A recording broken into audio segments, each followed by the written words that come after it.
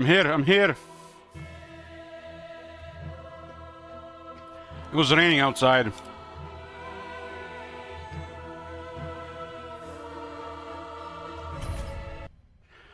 Blame the rain, blame the rain.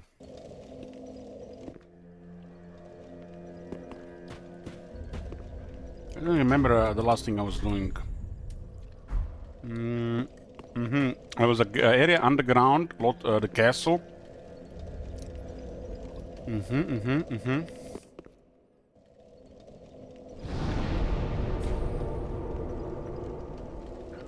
Underground area.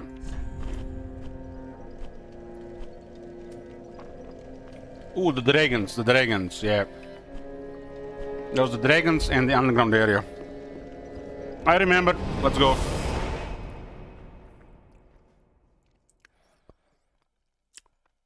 Playing Dark Souls 3 until 1 a.m. and then we playing Skyrim. Then we hopefully sleeping.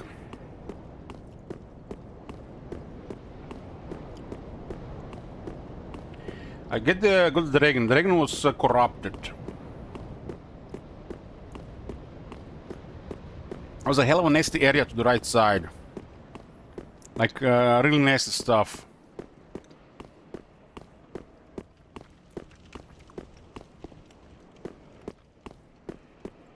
And I seen the other side of this room as well. Looks like we can open this and I can still get rid of that other dragon.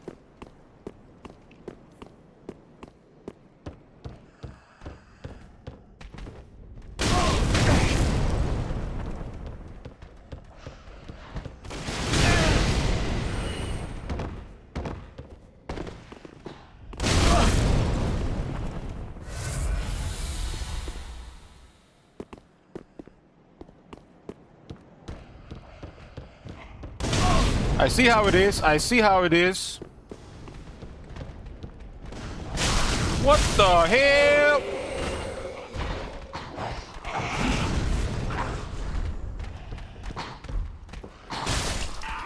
What is this? X! The game is trying to kill me.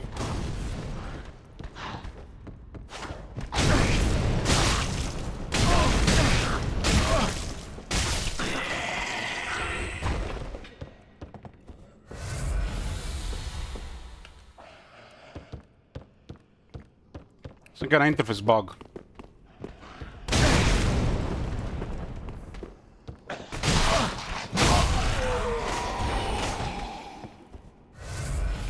What the fuck is this?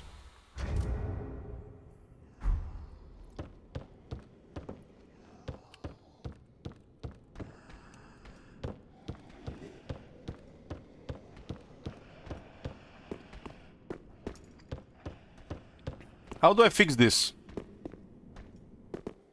You guys see this bug? This might be one of the first bugs I've ever seen in one of these games.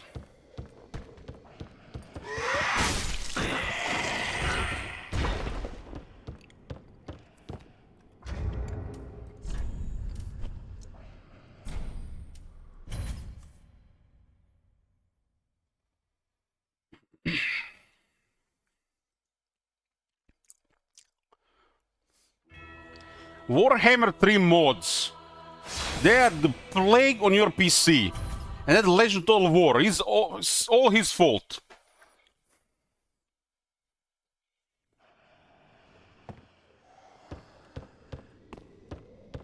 I didn't know you actually get to the same position. Interesting.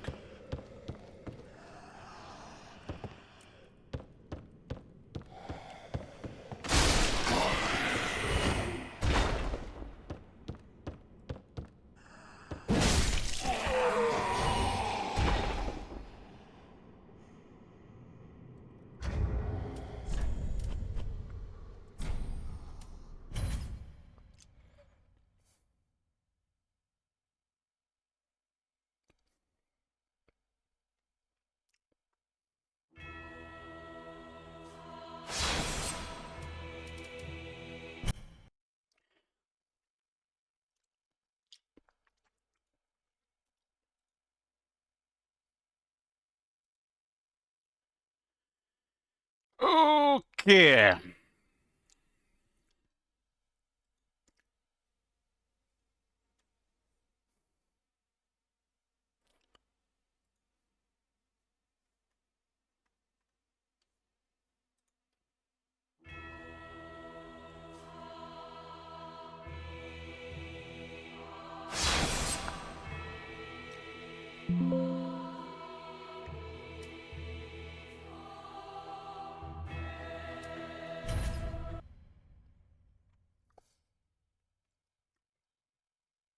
Man, Civilization 5 has some game-breaking bugs that seem easy to fix. They never patched those as well.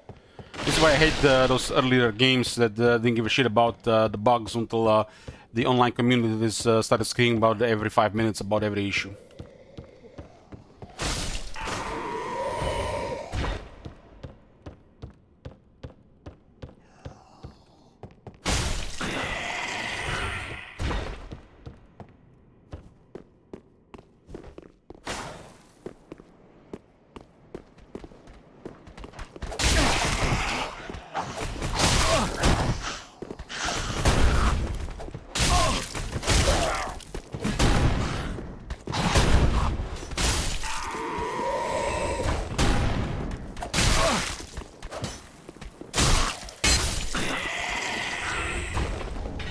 Throwing knives.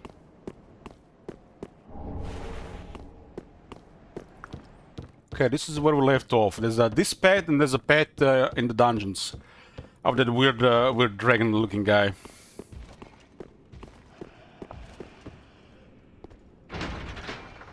Oh my god, why didn't I do this last time?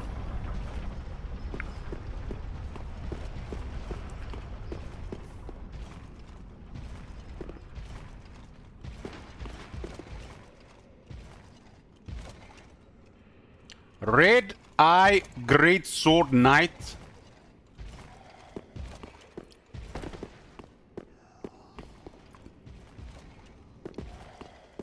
Jumping down there seems like death.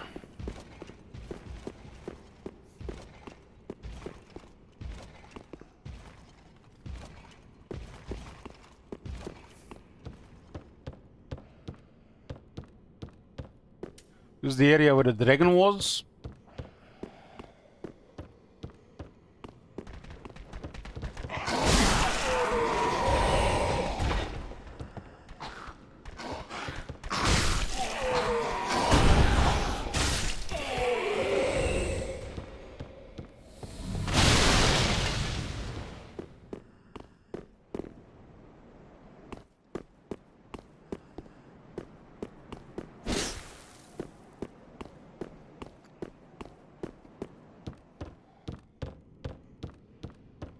Okay, I remember war. I remember.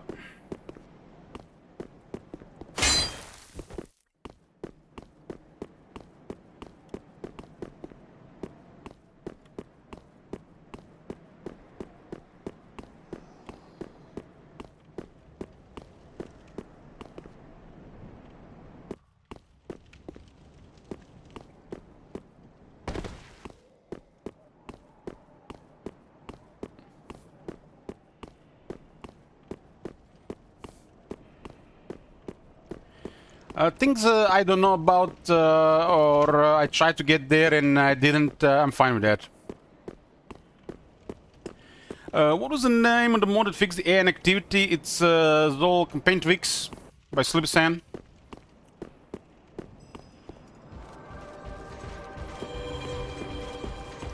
I guess if you go all the way around, you get actually surprise him. Ooh.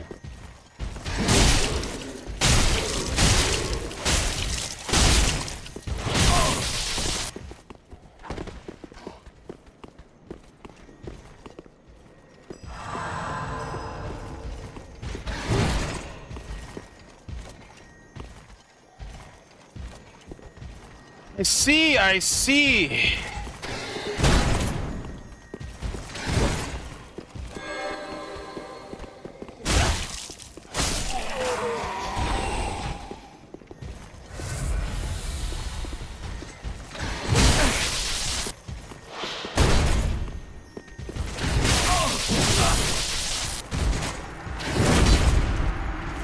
2 healers.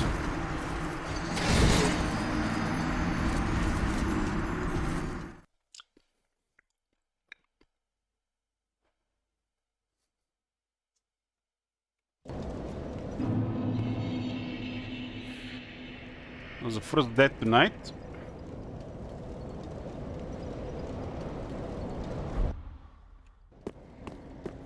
At least it's close.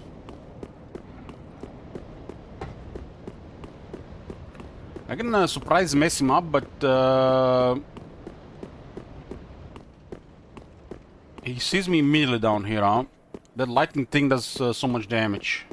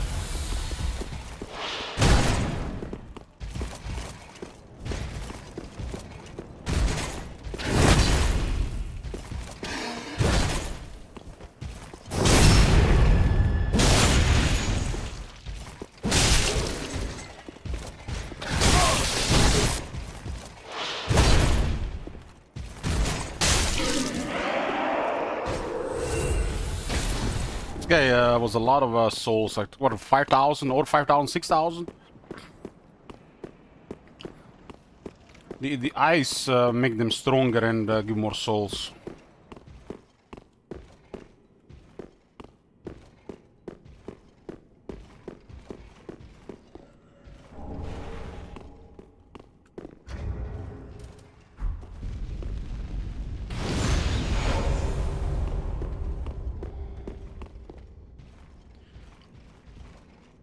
Got the Estus ring.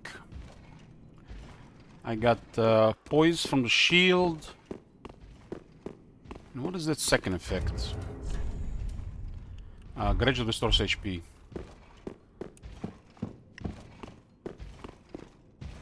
Mr. Spearman.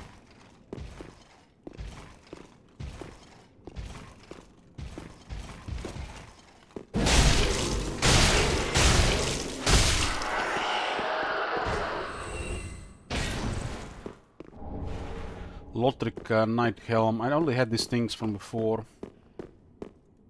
It's almost like we are entering a tomb, but not really a castle. Another cathedral-looking place.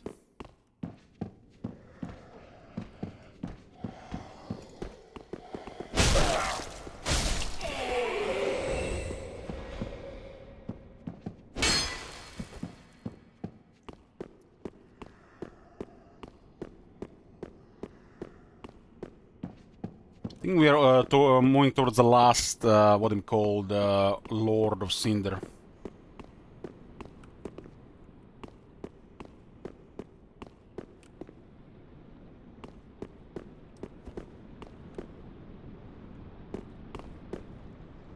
Somebody's landed down there. Looks like it's the end times. Angels of Death in the sky.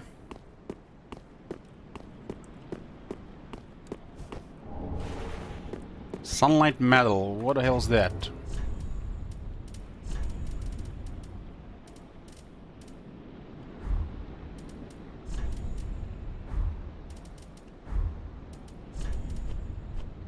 It does look like it's the end times.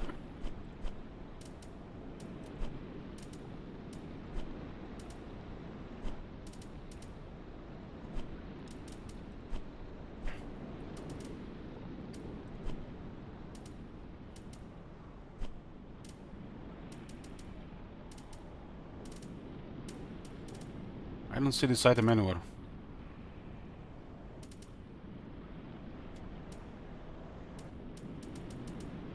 Ah, there it is. Medal received for victory in co-op. What?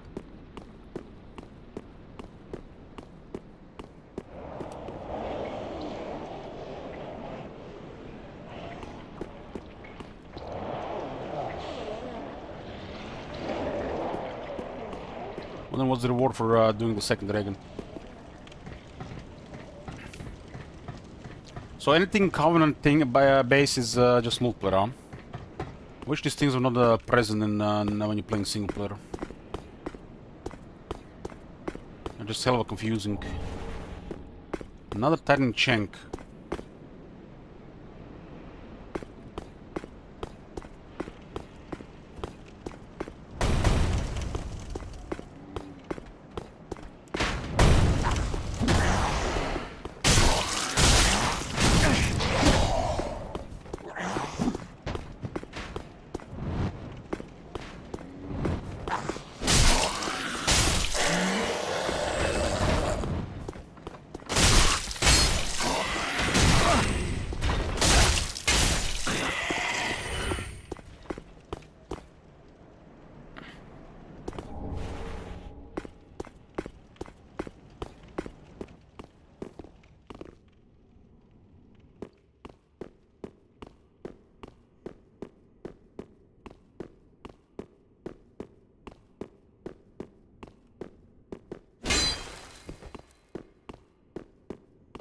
Seems to be an extra area here. I see the ladder.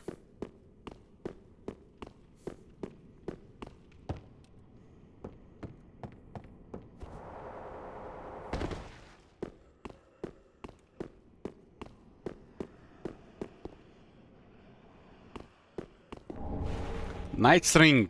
What does the Night Ring do?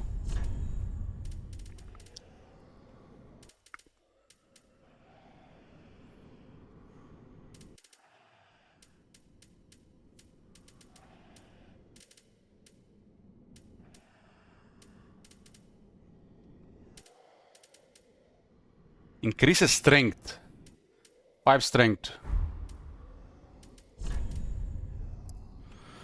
Ring grave with the port of a knight increases strength. In Lothric, the knight has long been considered one of the 3 pillars of the king's rule, and were thus allowed to rear dragons.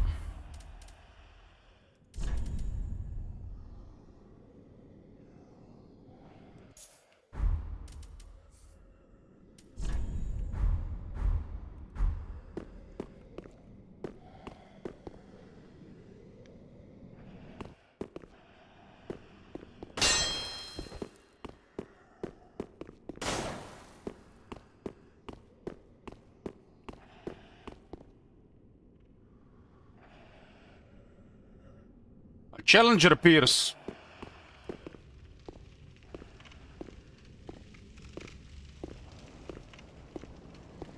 Red Eye, Great Sword.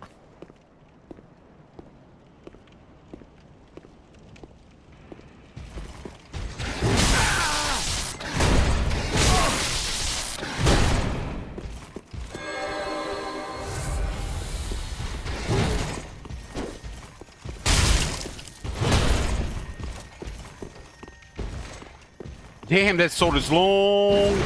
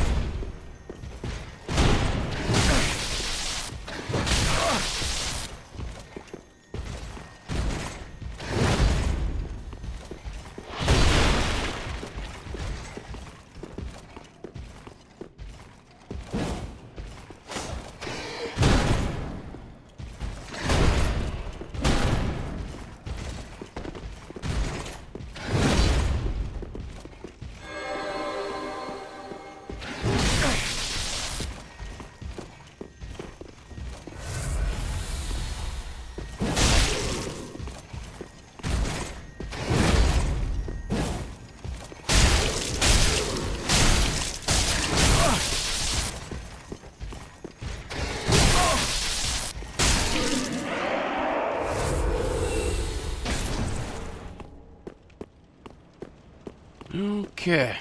This might be... I'm not sure what this was supposed to be.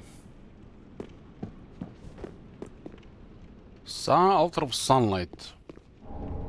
Praise the sun.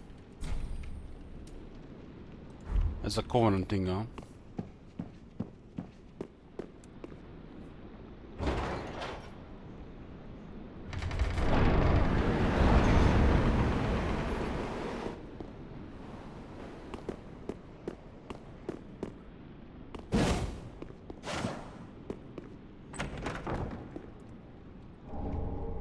Titanite scales.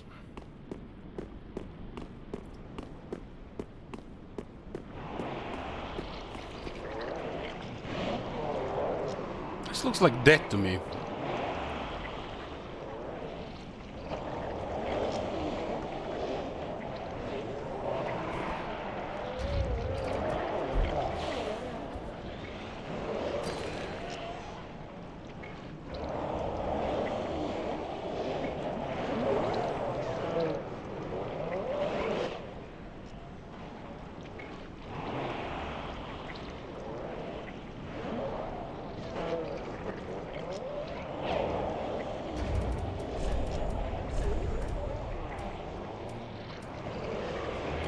They have a full damage reduction ring.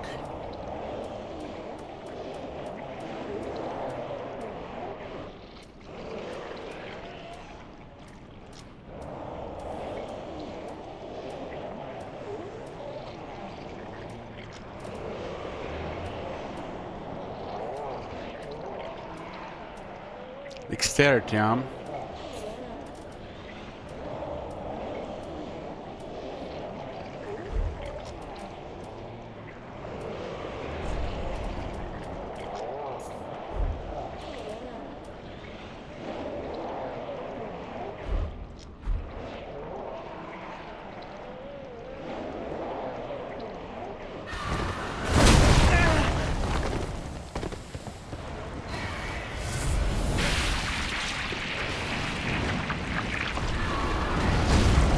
These things around the dragons are super nasty.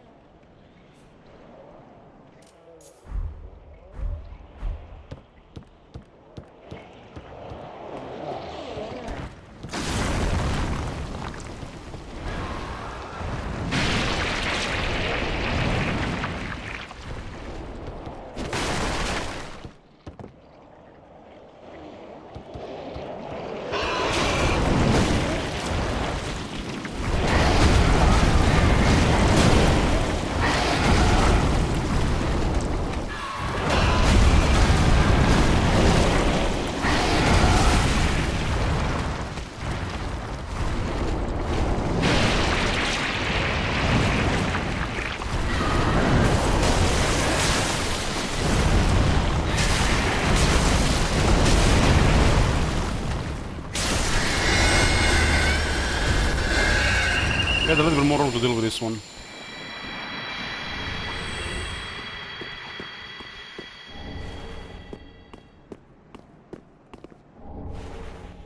It's like in 10,000 souls.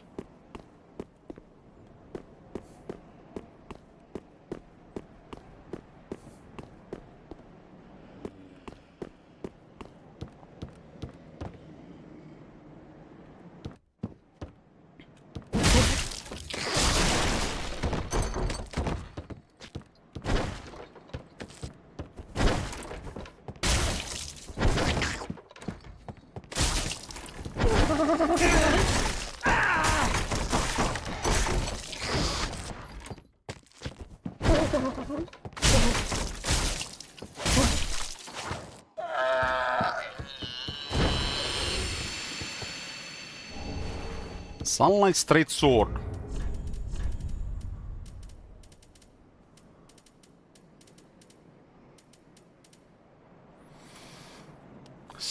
Fate, 12 dexterity and 12 strength. Straight sword immediately the strength of lightning. This featureless longsword contains the very power of the sun. Perhaps is a relic of one-sided duration. Skill auto silent. Praise the sword aloud when praising the sun to boost attack and damage absorption for self and allies in vicinity. The various words of silent are cooperators from the ancient age.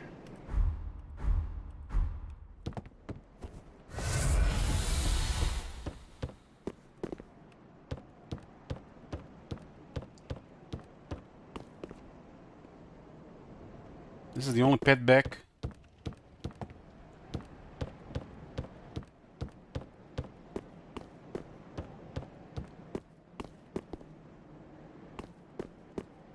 I guess if you wanted to get extra stuff from the dragon, yeah.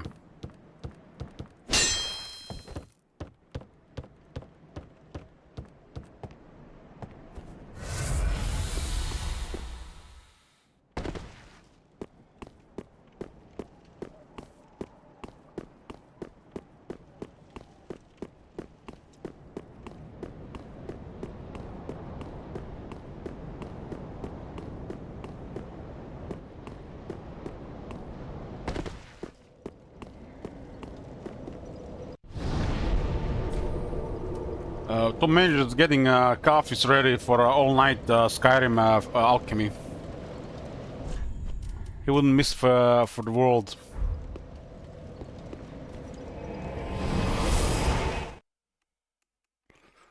All night.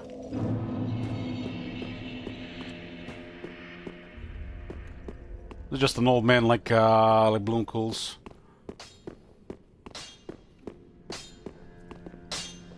Ah, 'tis good, wasn't he?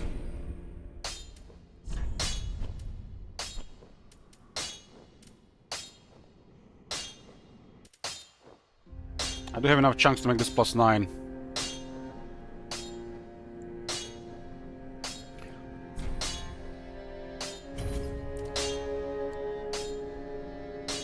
Titan is slab? What? The slabs as well?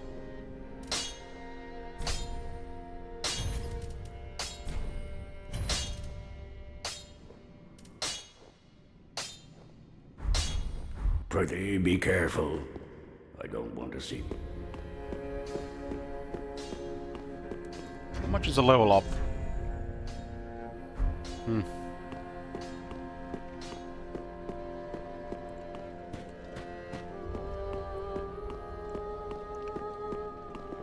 Oh, how Slabs. Chunks, large, Titan shards.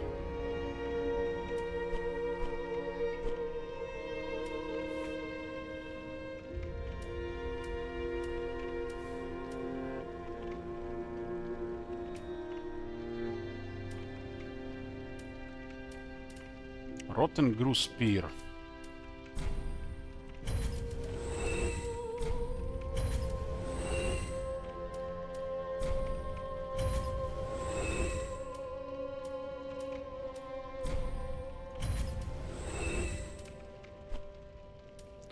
Dragon Slayer Great Bow. Light crossbows.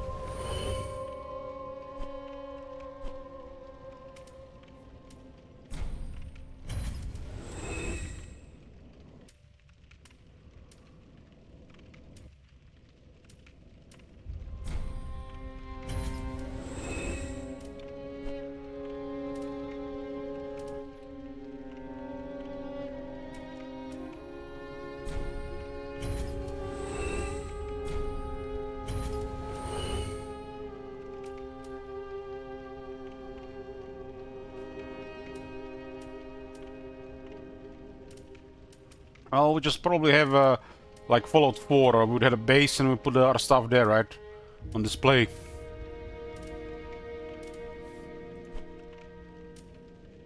It's kind of like the same shit, just with steps.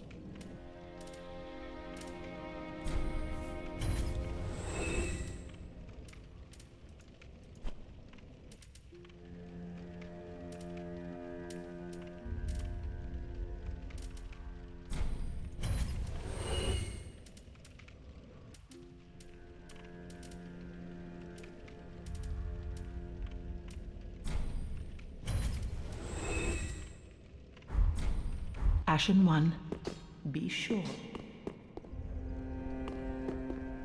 Welcome home, Ashen One. Speak thine heart's desire. Very well. Then touch the darkness within me. Take nourishment from these sovereignless souls.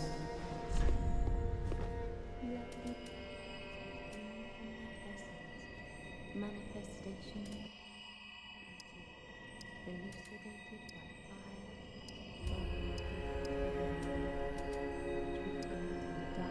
fire. Endurance. Farewell, Ashen One.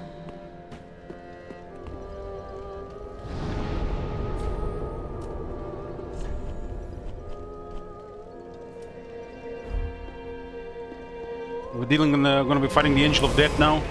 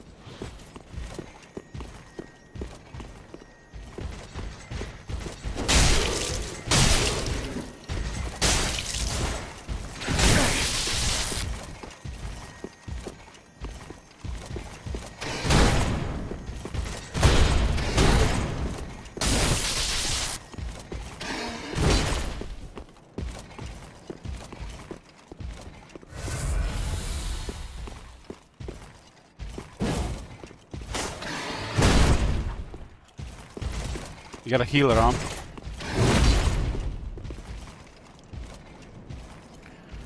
He got a healer.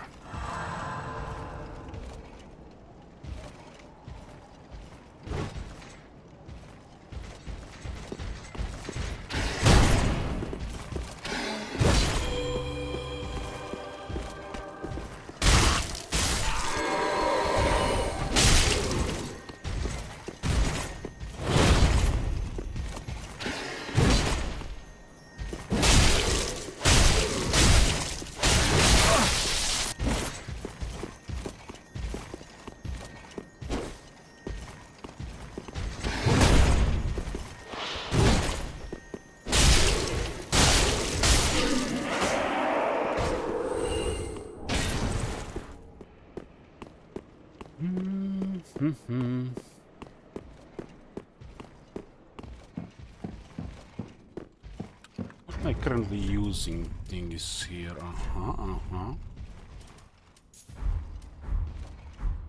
Uh-huh. 243 plus 211.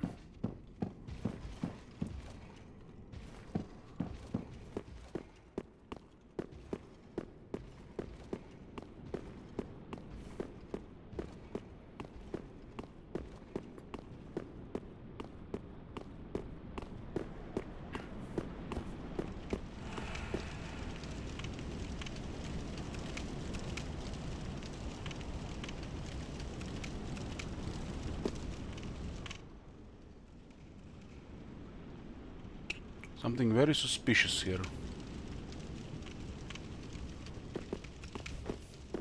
Right side, look for the bonfire, or go for the boss. Maybe the bonfire is the boss.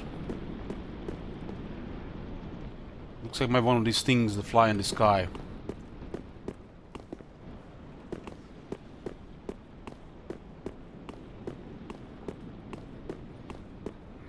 Operation boss, I'll put one top it. Just let me see what this is first. Something on the ground here, something suspicious like a trap. Maybe there's an enemy standing there.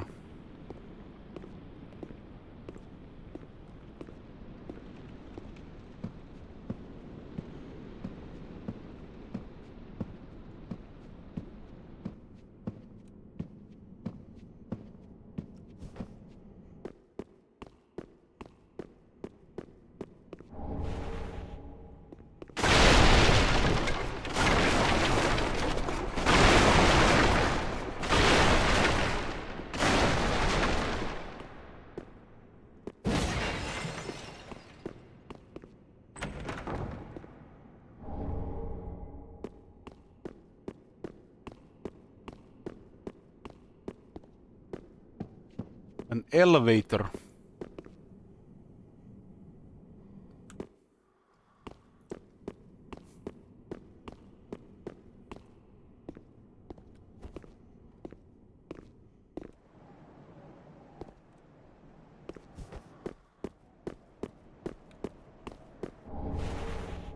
Red Tearstone ring.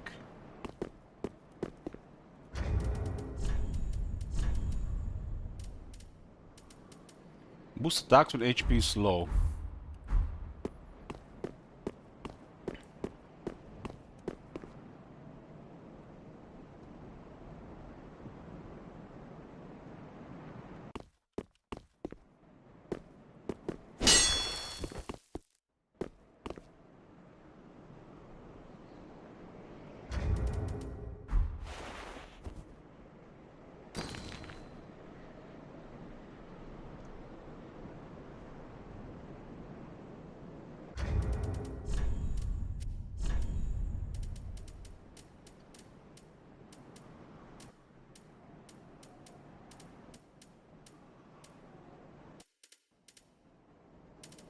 Need to try to remember what these rings look like, really, instead of just looking at the text. This looks almost like a girl wedding ring.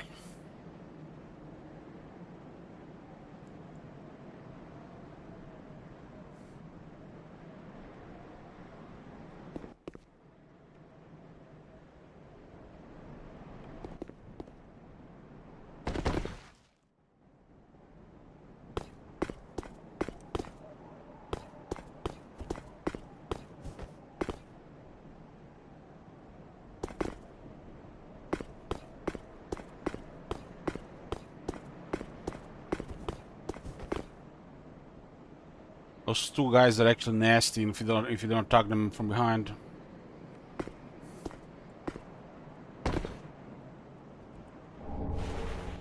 Chime. Well, these chimes like for spells.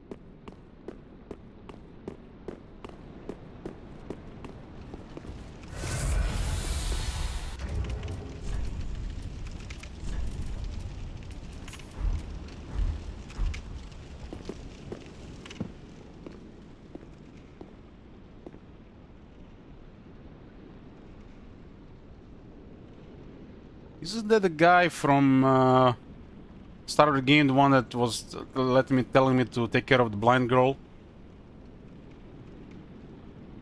The NPC?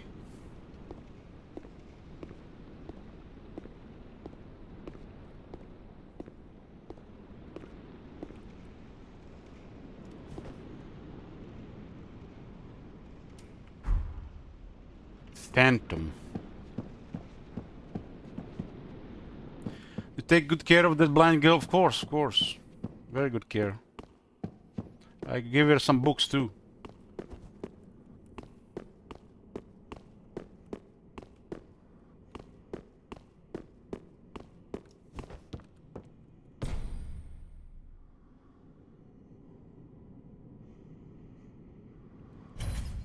I think it might be related to the elevator or to the boss. I hope it's not related to the boss.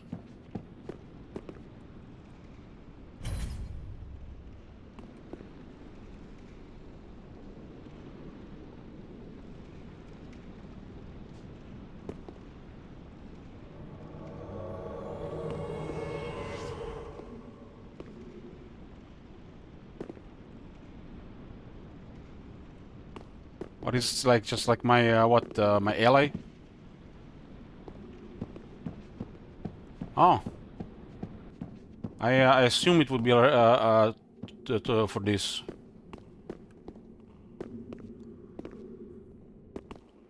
What the fuck is in there that we need a guy? But this area was a locked elevator, so I assume it was just this guy will send us up there. So what is this guy? This guy is for that for boss. How do I get rid of him?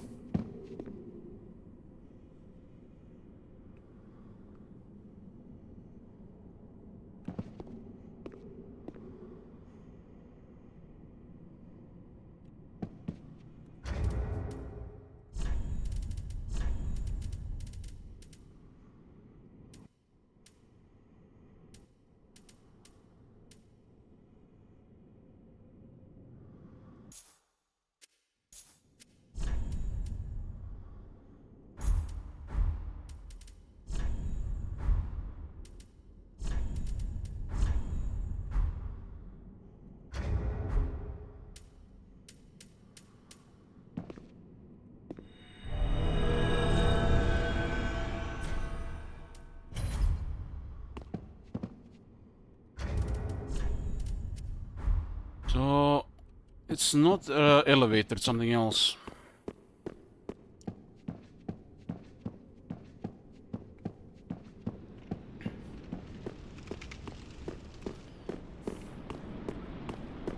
I assumed it was for some kind of fight. Predictions for the boss, huh? I think it's gonna be either one of these flying things or maybe Lothric here. But I don't think Lothric will be immediately here. Star prediction. How many deaths? Okay, let's go bold here. How many deaths for the next boss? 1 or 0 to 1 or 2 plus? I don't know what is here, you know. How the fuck am I supposed to know, top man? Just stop laughing, man. What the fuck, man? It's like a douchebag move.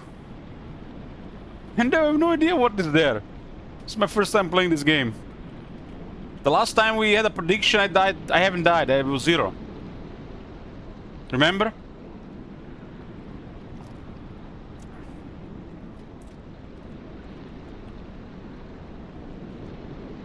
Zero. That tough boss was like 4 deaths. Gotta give people some place to put shackles. So if you're knowledgeable, I guess you have an advantage.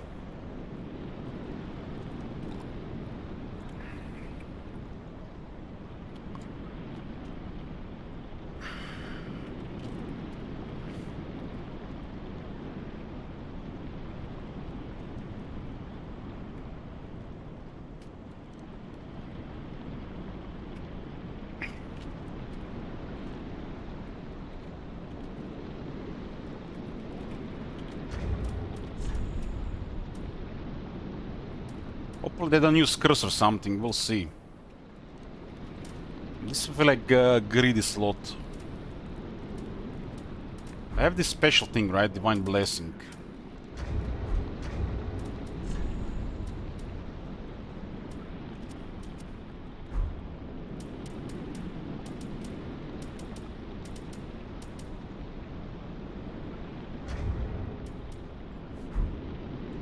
Yeah, most people have put that we're gonna be dying 2+ times in the next boss. Okay. My hands are sweating, you guys make me nervous here. No Pepe laughs, so it's something serious out there.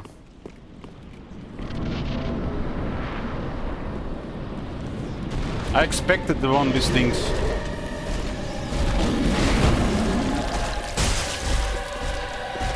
It was a big night, huh?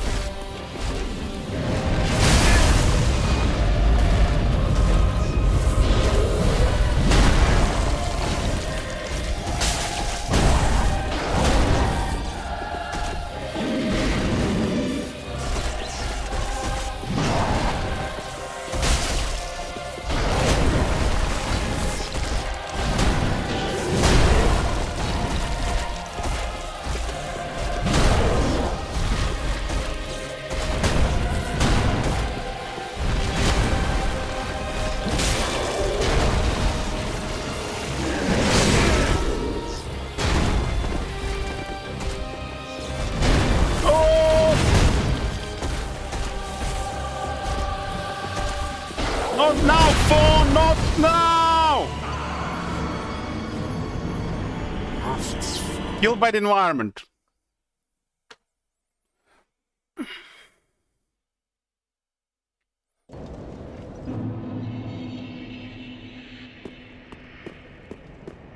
That is the fucking lame you can get pushed to death like that. Ultra lame.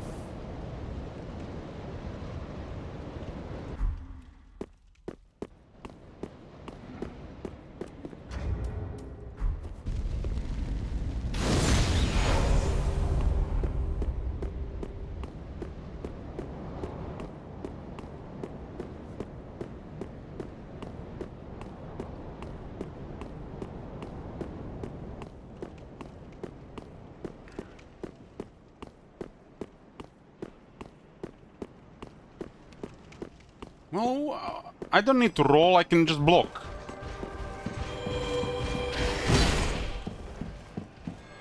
Like, what does fat roll have to do? I mean, I have great shield, I don't have to roll at all.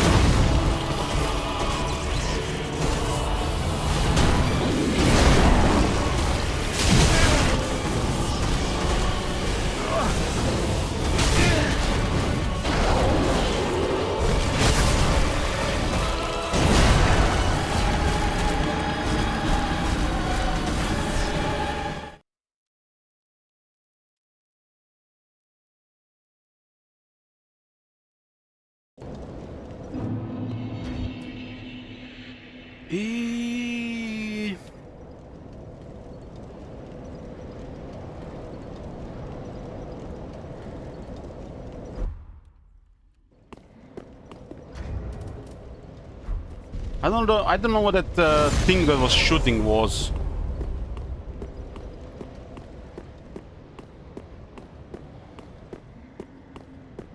I guess it's just damage.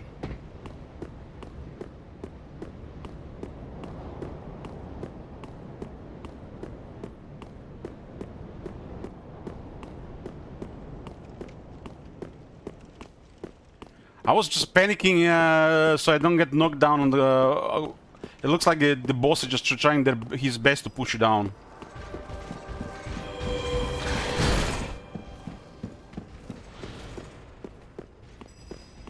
It's almost like it's the fight, push the player down from the wall.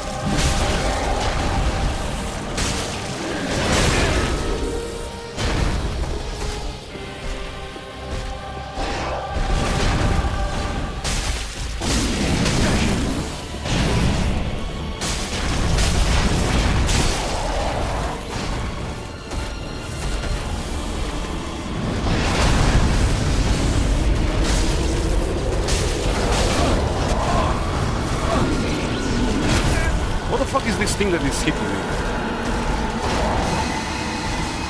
Got this disturbed by the thing on the side just when I stop blocking.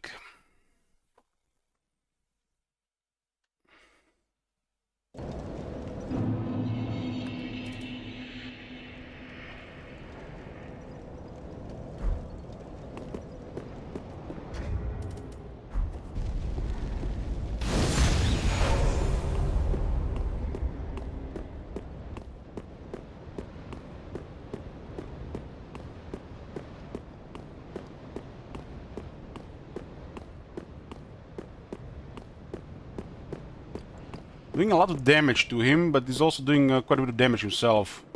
Like there's that one attack that hit me lots of times as massive damage. Doesn't look like it's a hard boss.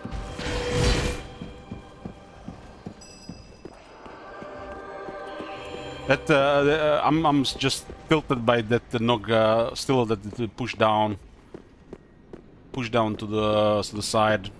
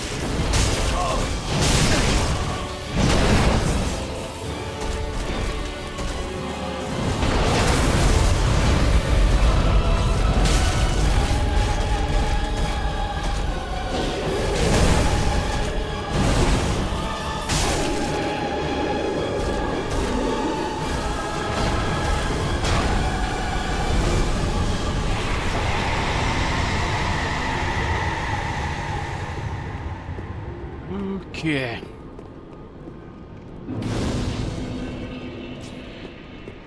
So we can actually move further forward. I didn't even see it on the fight. It was like the dead end behind him.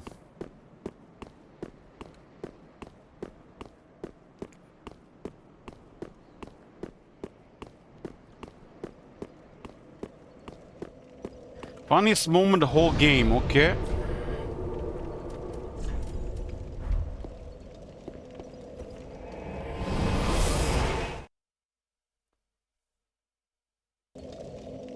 What do you happens if you die at the same time as the boss? Probably just get Pepple off from the chat. Welcome home, speak. Very well, then take nar. Let these souls withdrawn from their vessels, manifestations of disparity. Farewell, Ashen.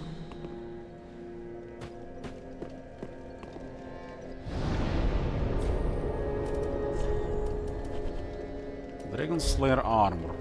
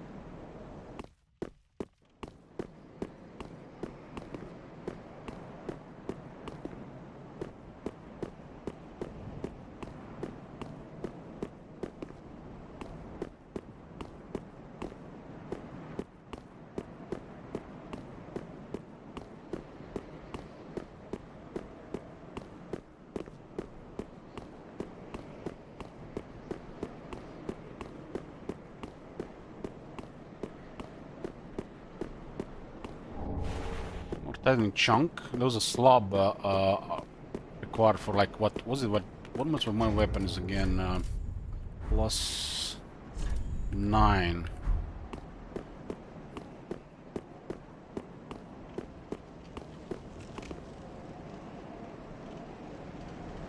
What?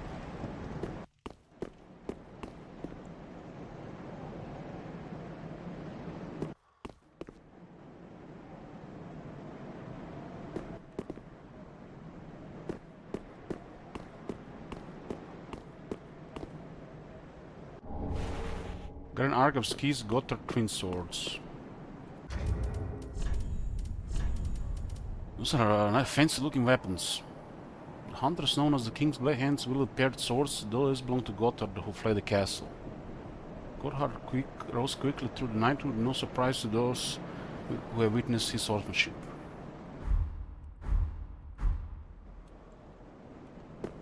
Why is there a second bonfire here?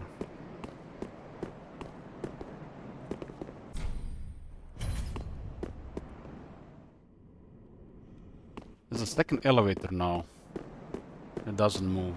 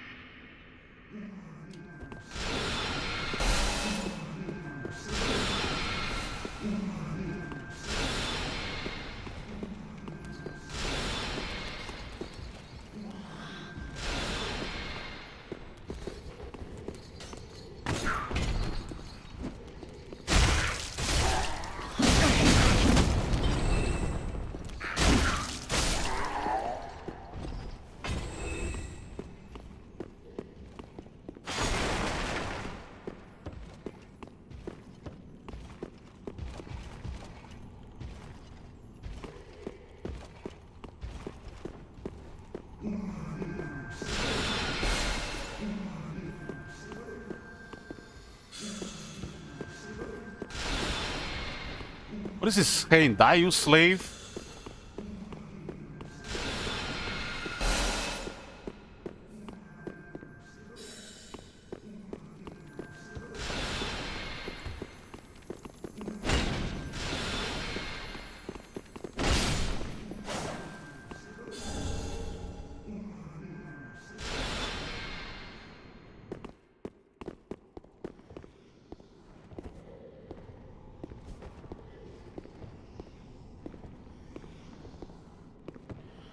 Is this me or this place looks like one of the places from Path of Exile? I see a lot of similarities between some of the levels and the atmosphere.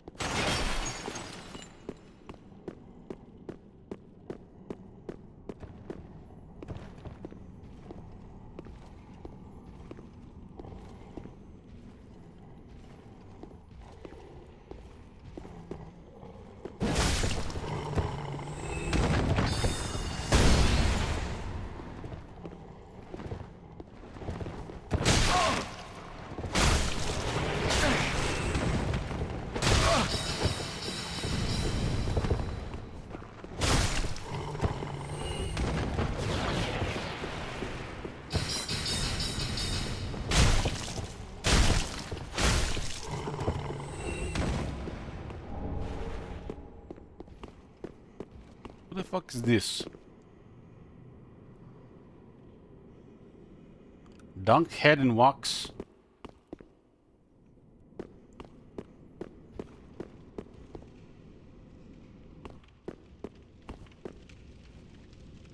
So we can enter the next room.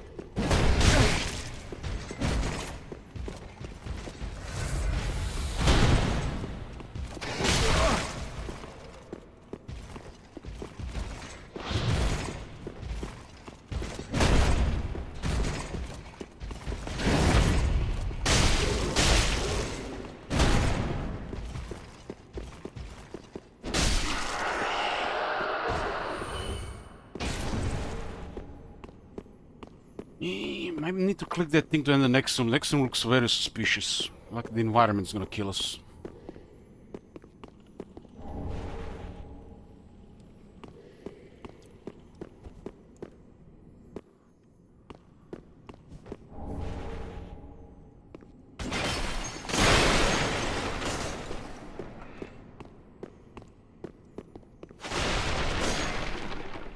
Yeah, this is a really heavy shield and I have a lot of poison stability.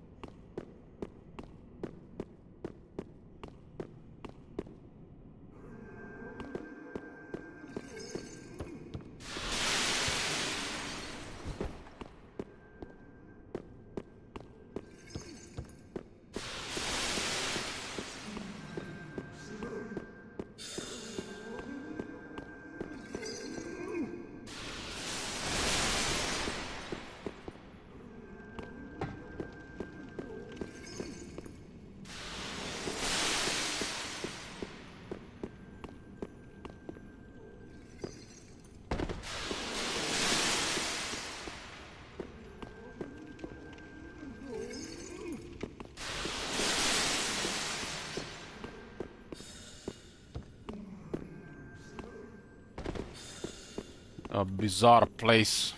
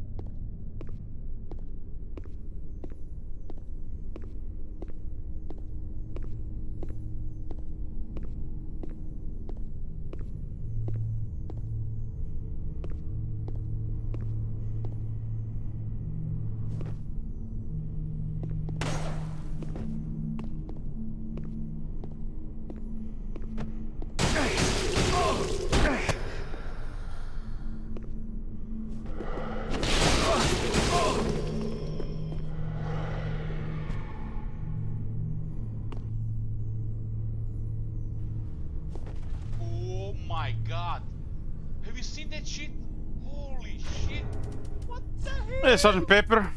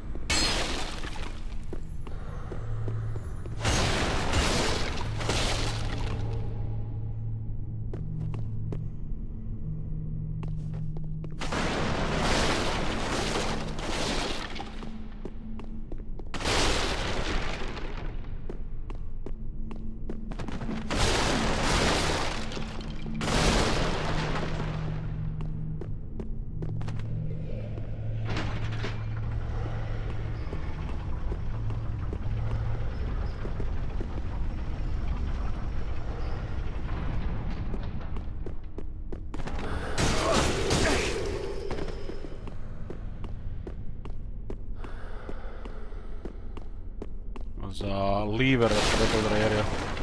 It did look like there was something behind it.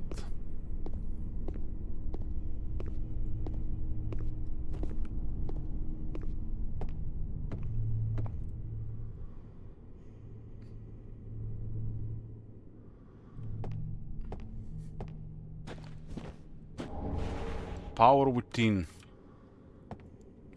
Sounded like a spell.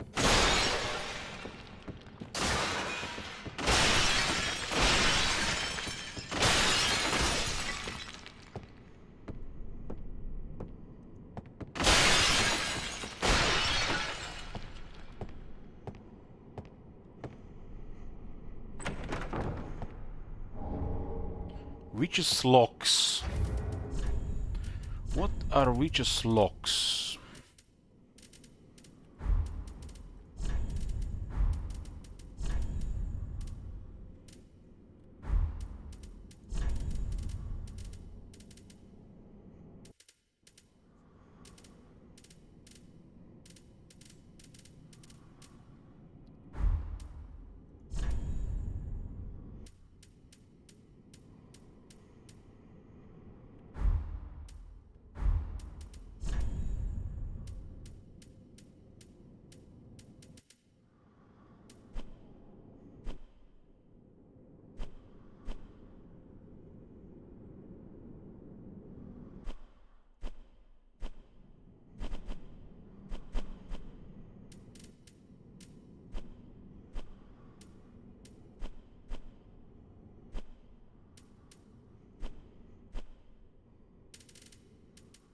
I swear there should be a tab with the recently found items.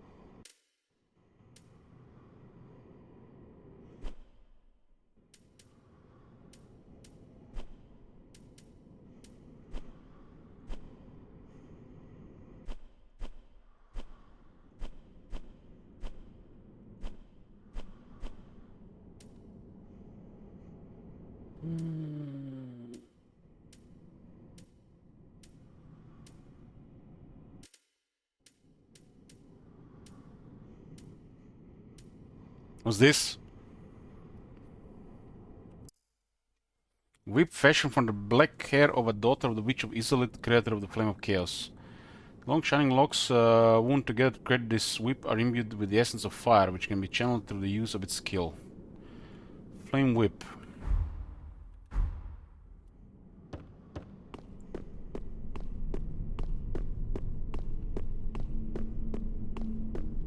Spooky place.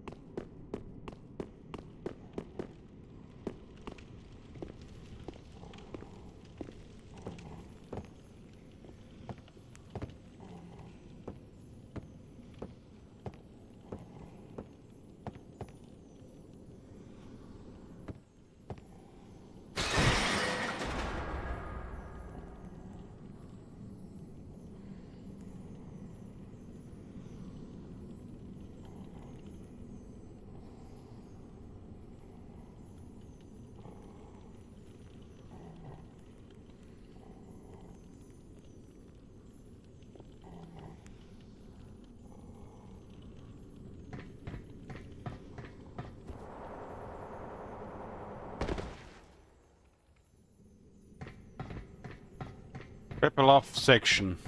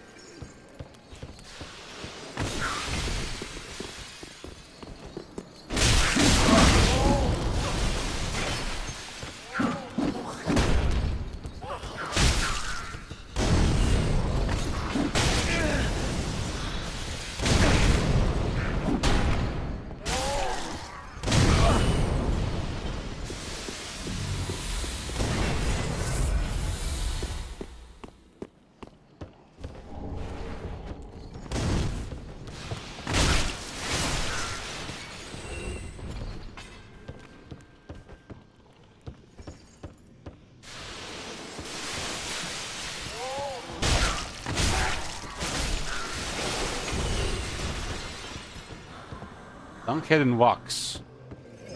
I guess maybe to fool them up, maybe to disguise myself for this area.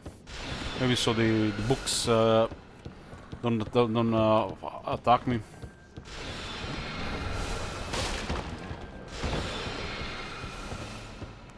Or maybe for the lols.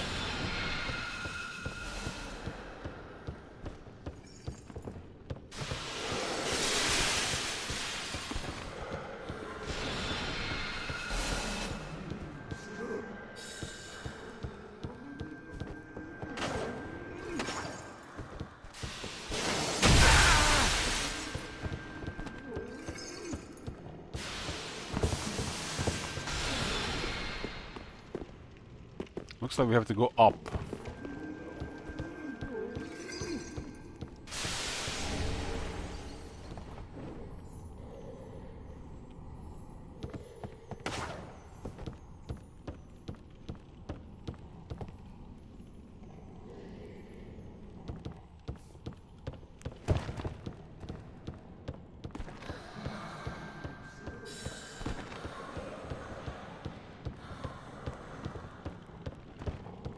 The thing is literally no health. If I had one more hit, he probably would have been dead here.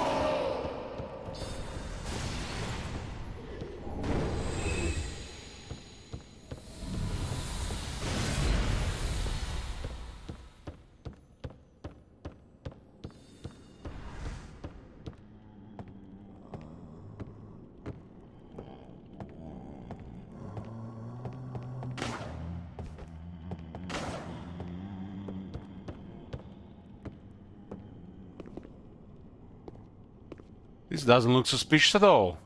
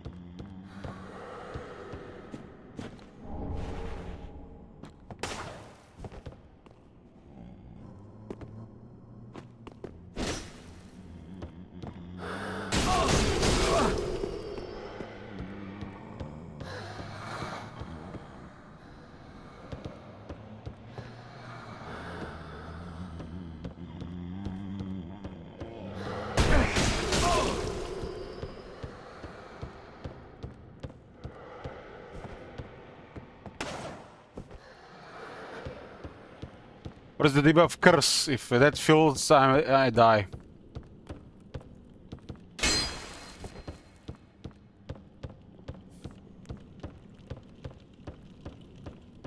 I do have a good resistance to it though.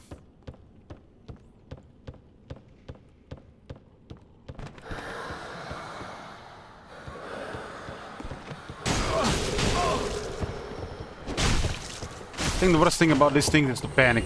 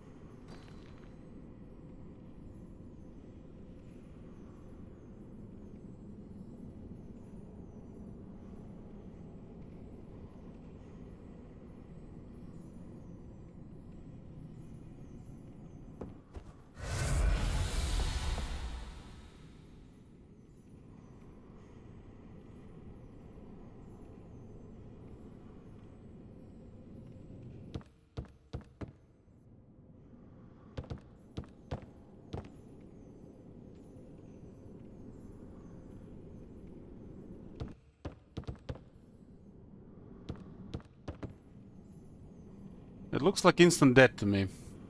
Mental note for later.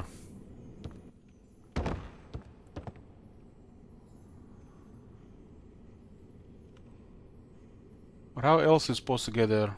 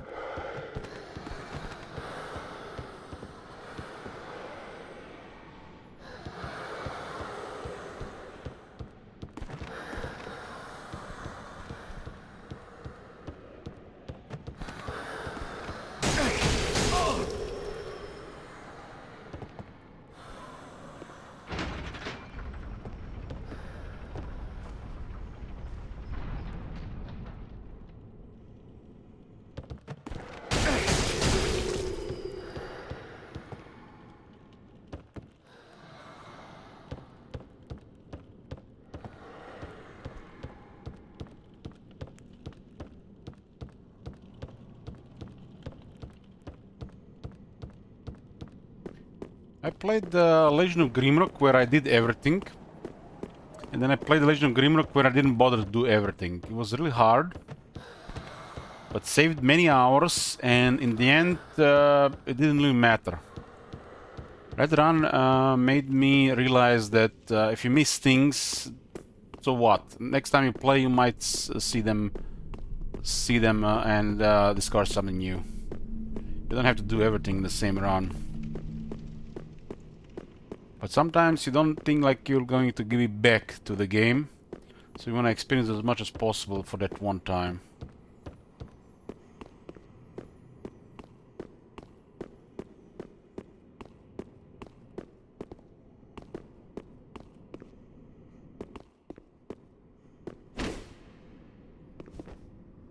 Yes, sir. Titan slab. Well, well, well. That seemed hidden. Our first +10 weapon ever in any of these games. My first +10 weapon. It's gonna be a Claymore, classic.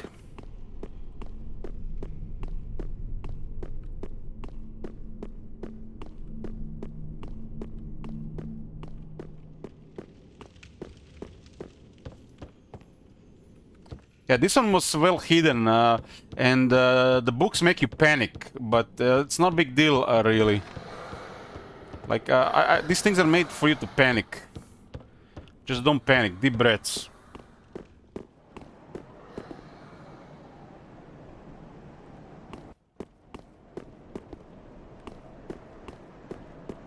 I do like to explore things around. I've seen actually 2 locations that I couldn't get to, but so what? I tried to get to one of them, but it looks like something very well hidden. Or an NPC tells you to go there.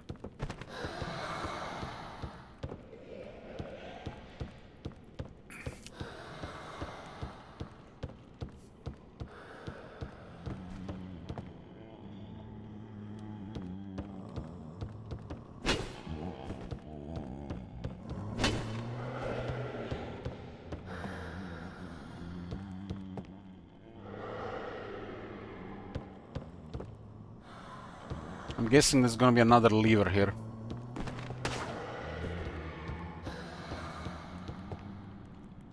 Yeah, there's that as well. That as well, because you never know if it's supposed to go there now or later. You know, I'm familiar with all the entire process. I am familiar with the entire process.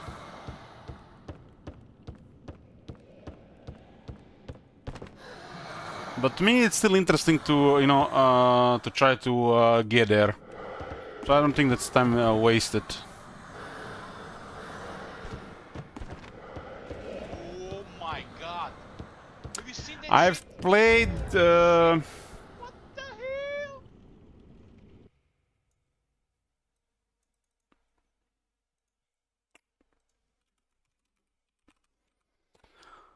I've played 11 hours of Dark Souls Prepare Die Edition. The camera just defeated me. I quit because of the camera.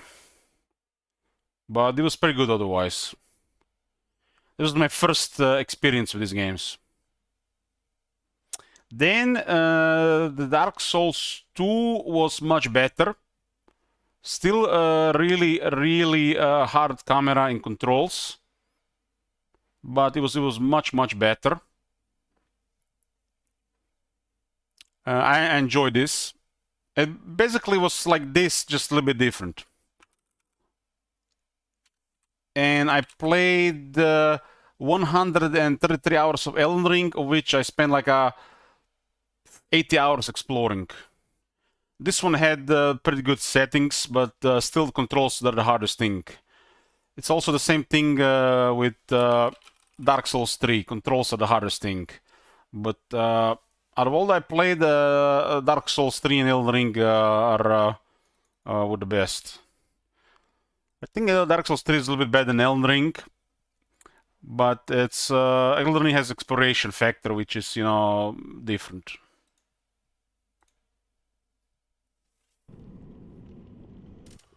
That's it. That's all I played. I haven't played any other type game. I played Dark Souls and Elden Ring, nothing else. I'll be playing Black Myth Wukong. Is it a similar game? I want to try that one. It want to seem like Dark Souls.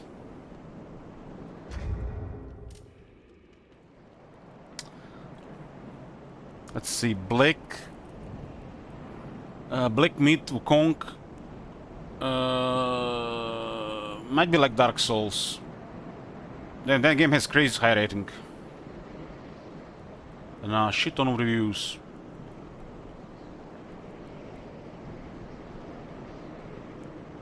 Yeah, I'll be playing that one when it's a good time. That one is planned. It seems like some Chinese version of Dark Souls.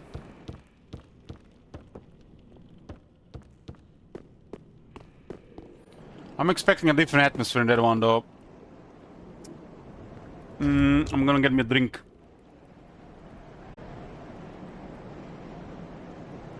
Good back, boys. So, in China, they use Steam to access Steam games, right? They don't have like some kind of third party that bypasses Steam. Does anybody knows? I was making coffee. Got distracted by the cat too.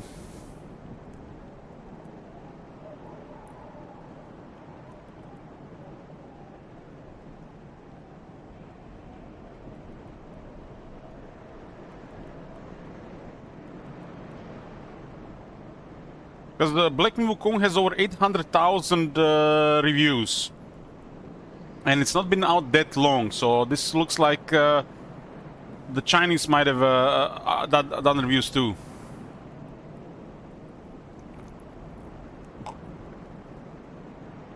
And they explain to me, how does Three Kingdoms only have 70,000 reviews if it's sold that well in China? Makes you think, huh? Bullshit, I say. Bullshit. 70,000 and it sold that well. Come on, man.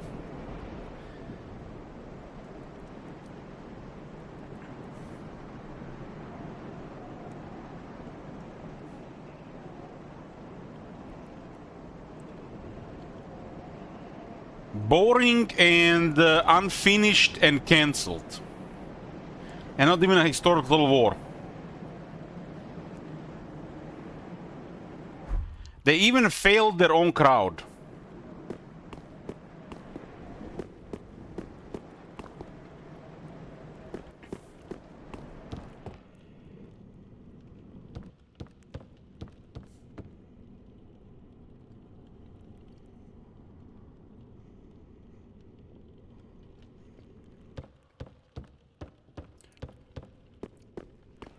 The game barely has most positive reviews. And got cancelled the moment the DLC was not selling. Man, the DLC for that game, probably nobody was buying it. And definitely not the Chinese. Think about it, the most popular faction in South America on Warhammer 3 is Kislev. It's pretty much probably the same thing going on in China. They're not buying DLC. They're just playing the base game.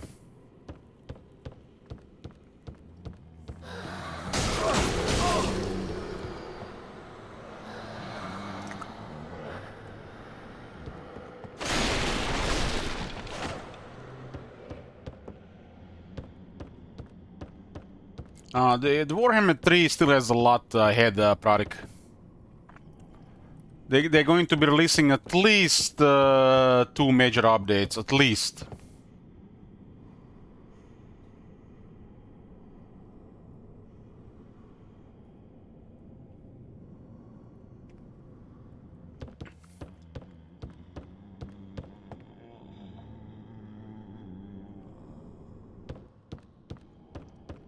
There's going to be another DLC that's going to be majoring Grand Kate, probably something else alongside it, something exciting, and Nagash. And that's just like just a part of the that's missing. There is no way they're going to leave it like it is.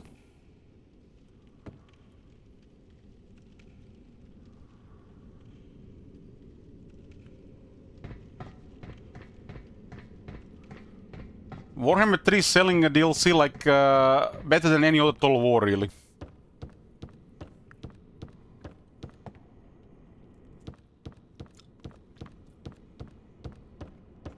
So Grand Kate will definitely get another DLC, and they're gonna be Nagash.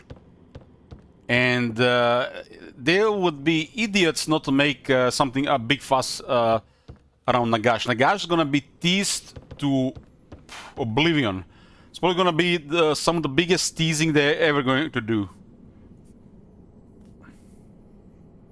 They're gonna tease the shit out of Nagash, you'll see.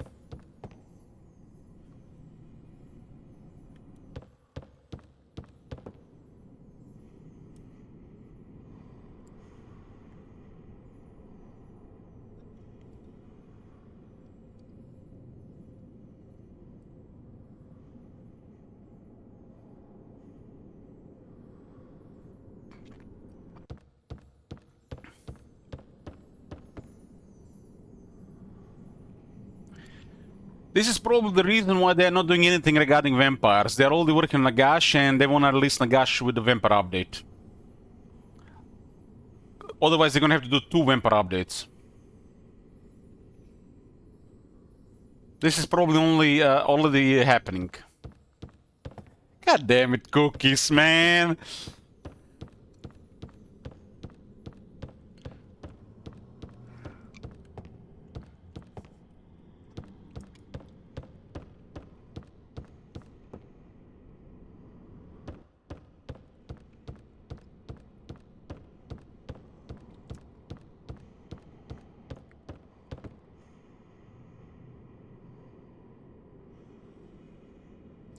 Storm of Chaos is the version of the Warhammer Fantasy where the world didn't end, right?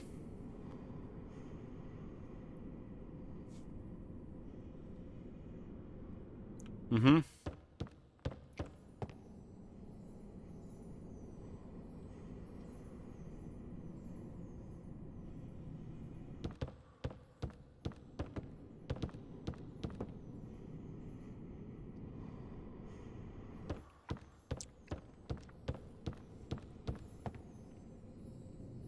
It does look like a jump from there might be possible.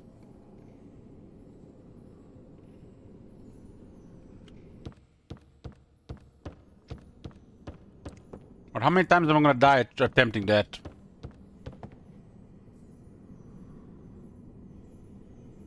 It seems like just enough to make the jump.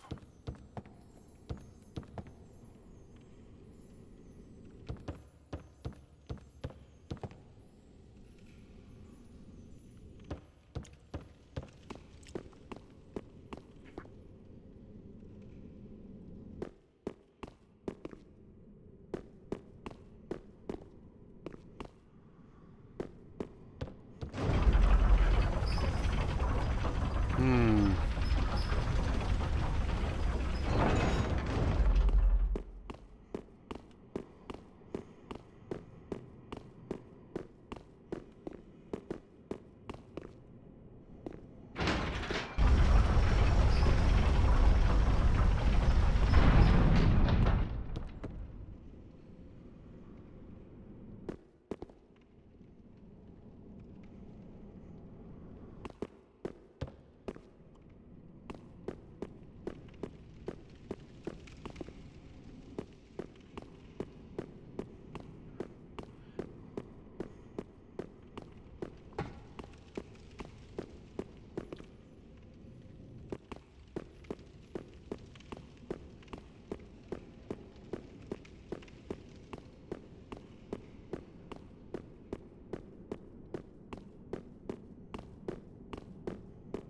I've heard that as well, Mr. C. Not just in Warhammer, but also like in Pokemon, Magic the Gathering, any literally time game like this. More people collect than they actually play.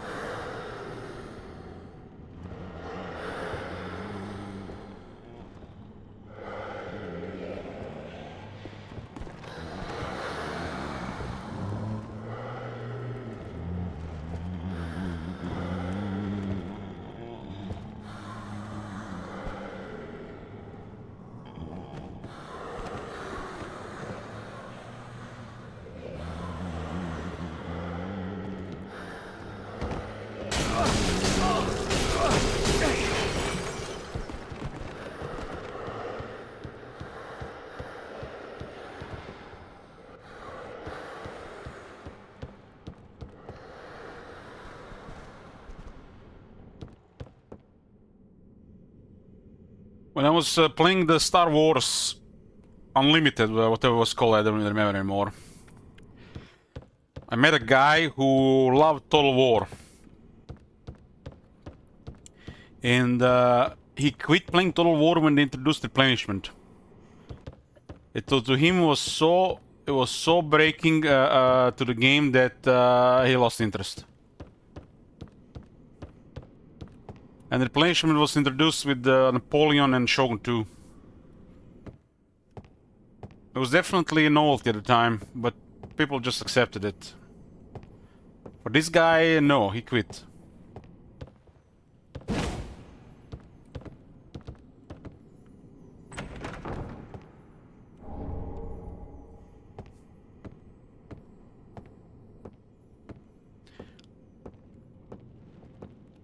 And it was not because I talked with him. It is not because it was not because it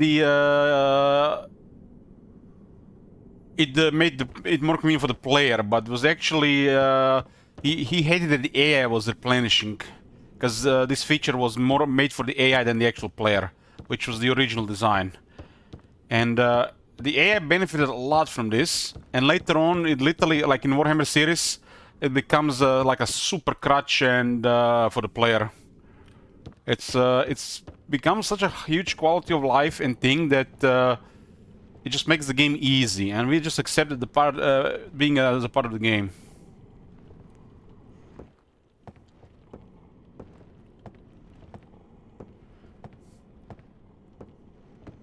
Replenishment did make Total War easier, you have to admit this, guys. For the old players, replenishment made the game much easier.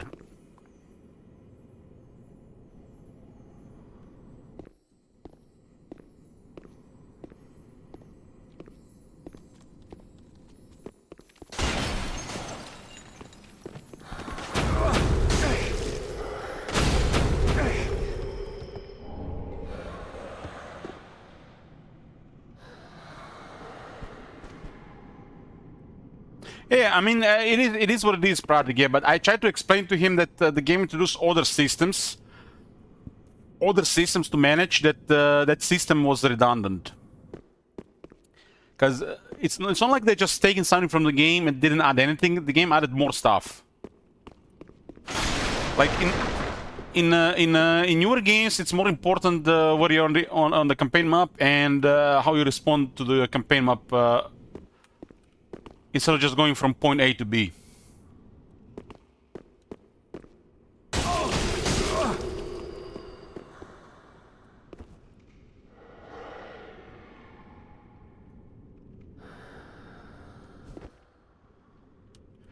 Rome Total War is just... I mean, the games back then when you didn't even have a PC, proper PC, so it would be lagging. You were just young, stupid, ignorant. Added to the ignorance, to the difficulty.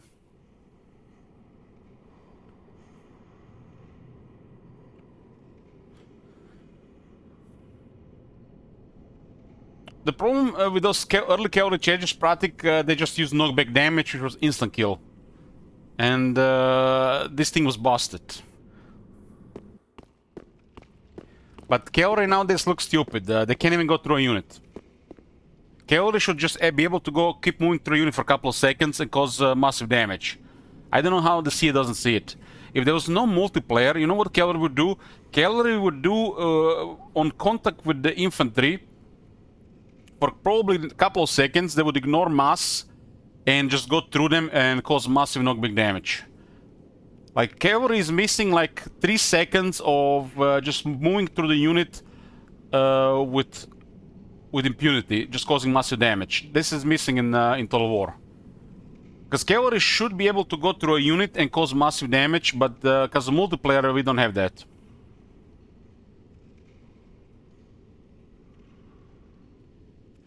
They could have easily made the cavalry ignore mass for a couple of seconds and just cause massive damage on contact. I mean, if you guys want to see the idea behind the cavalry, how gamey it is, just play Gorbat. just play Gorbat. You know what I'm talking about, right? So remember when we play Gorbat? Cavalry is just too gimmicky to give you the ideal outcome. So I think it's better to just let the cavalry go through a unit for a couple of seconds. The dead stop of the cavalry and the cavalry stopping makes no sense. Basically, Straklon, he has a way to give the pigs the highest mass in the game. The pigs can literally destroy entire infantry in a charge.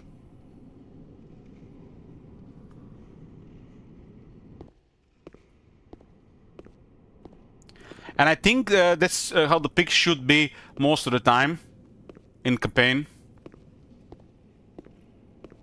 I remember one time I was moving army against Grimgor. I was, I think, back in Warhammer 1, before the multiplayer nerfed the shit out of pigs.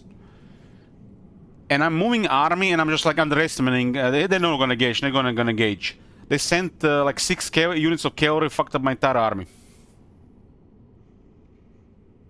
You know when you're trying to move a little bit to get close, and then all of a sudden your guys are still moving and the cavalry is charging? Yeah.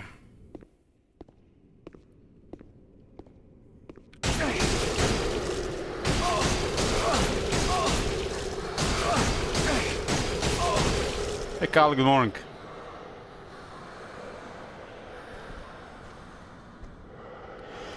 Basically, I think the system is busted, because there are hidden stats causing damage. That's stupid, right? You can't have just speed and mass causing some kind of invisible calculation. Is this alright with you guys? I think that's stupid. It's like the game offers so much information, but it doesn't offer information about this.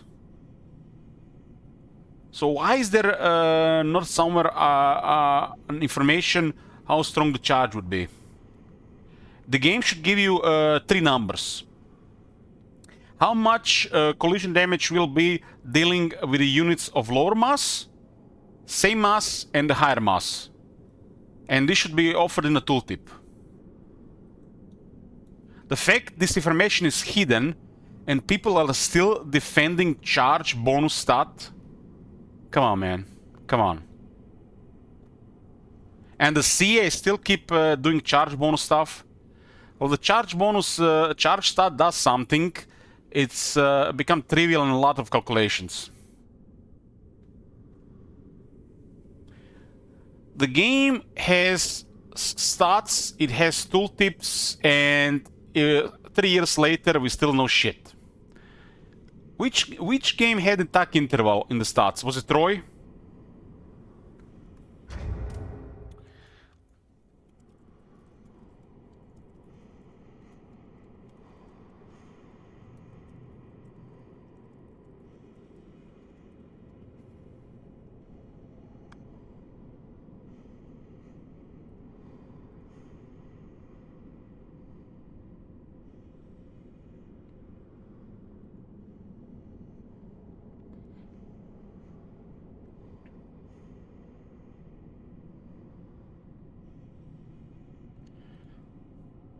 You know, guys, in Total War Thrones of Britannia, they removed speed from the unit, and they said it's just a redundant stat. It's like they can only show so much information until everybody complained and just returned it. All of a sudden, there was more room on the stats.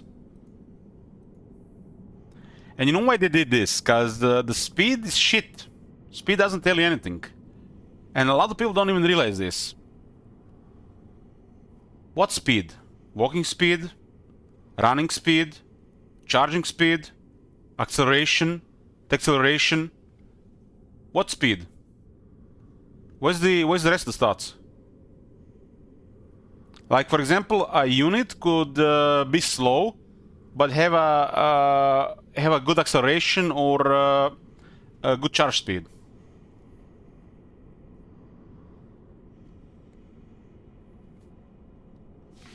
So yeah, This is basically whatever it's telling to you, that this stuff doesn't matter.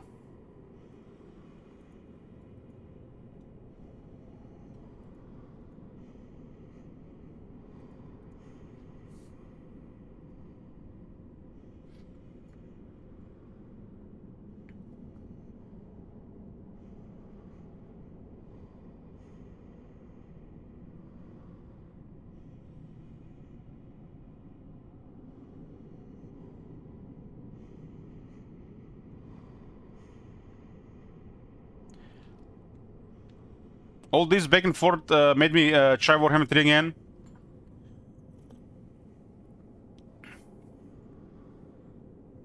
This is because why I'm full here. This is because why. When the units interact with each other, there is a sync between the unit speed, and some unit has better management of vigor. So while they're trying to catch up, they get tired, while the other unit restores vigor.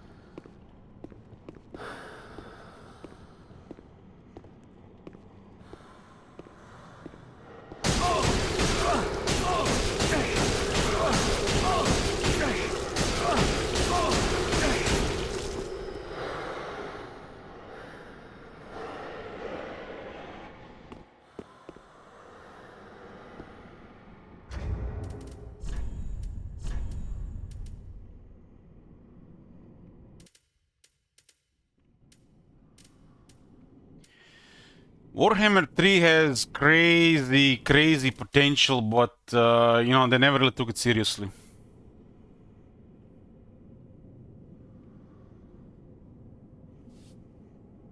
Races poison, bleed, curse, and frost resist. All of it?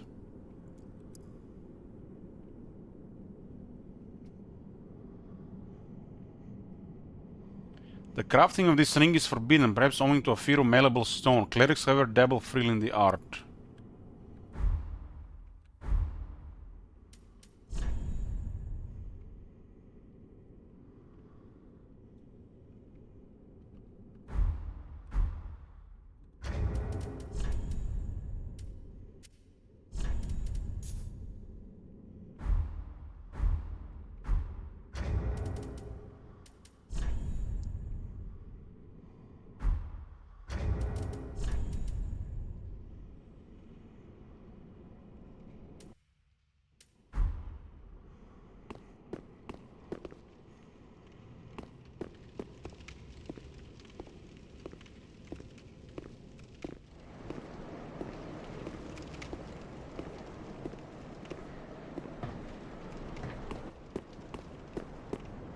Where the fuck are we going?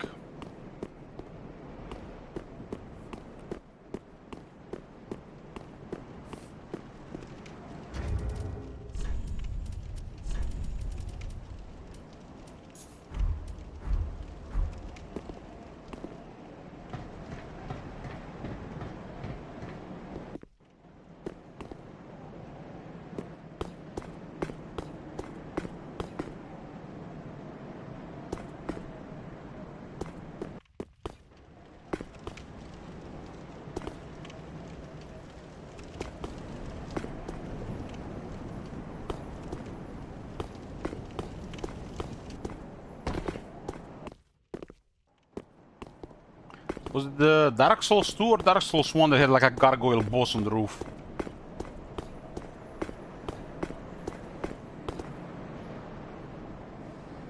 One? So yeah, I remember that.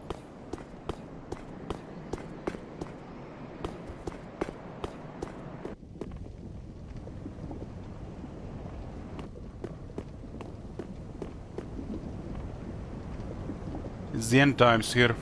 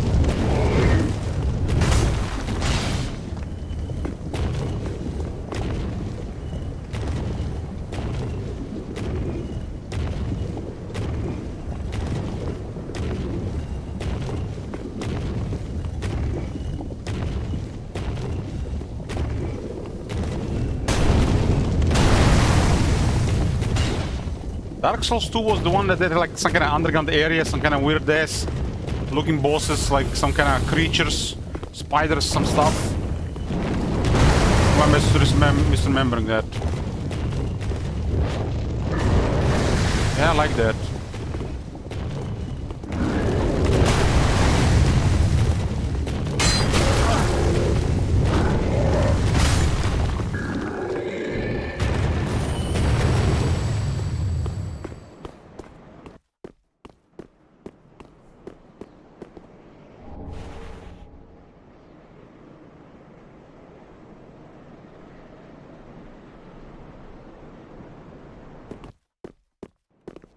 I like Dark Souls 2 from what I've played.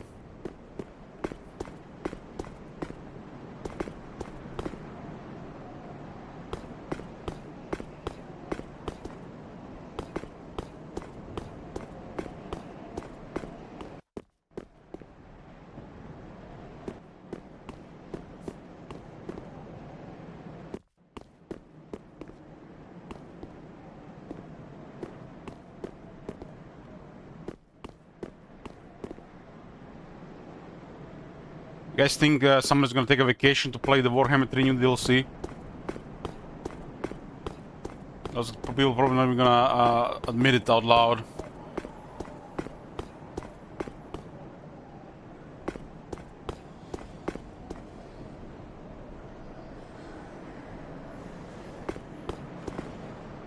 It can be the entire library. Say nice, are you taking vacation for the new DLC?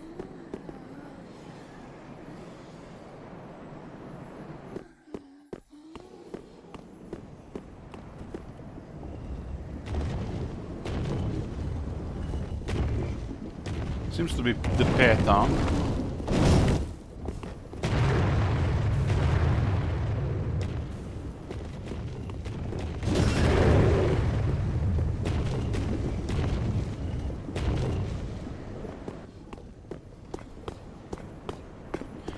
Grand Theft Auto 6. Should we play Grand Theft Auto 6 on the stream when it releases? Like everybody and their mothers?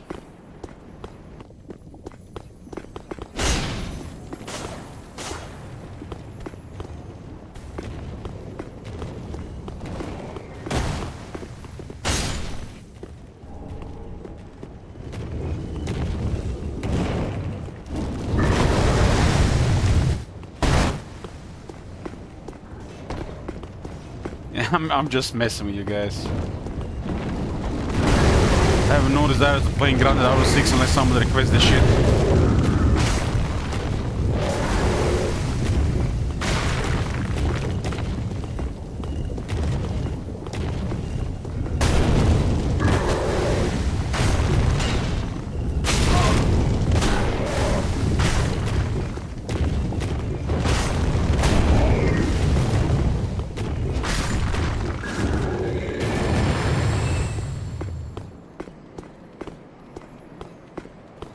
Saints Row? What is Saints Row?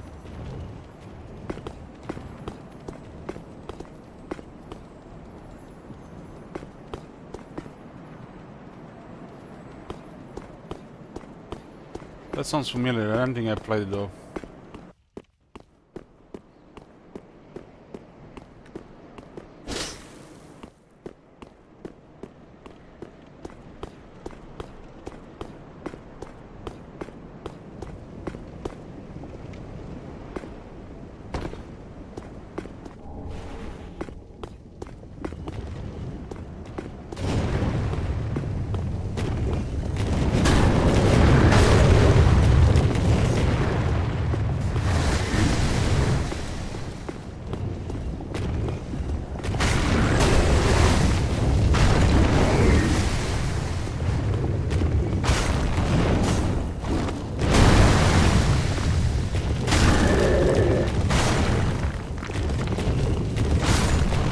Much strength for you, Gargoyle.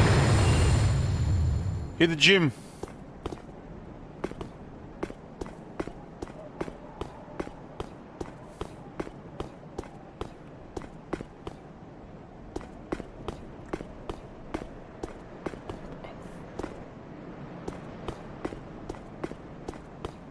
Lord Rings Return to Moria. What is that?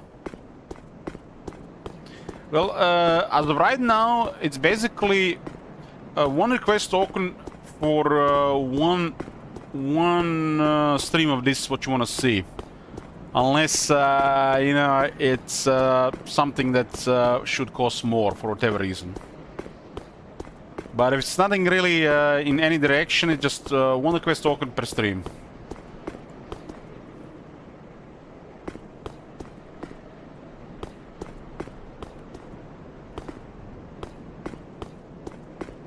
And if you're requesting like a longer game, you can always just ask other people if they want to pitch in.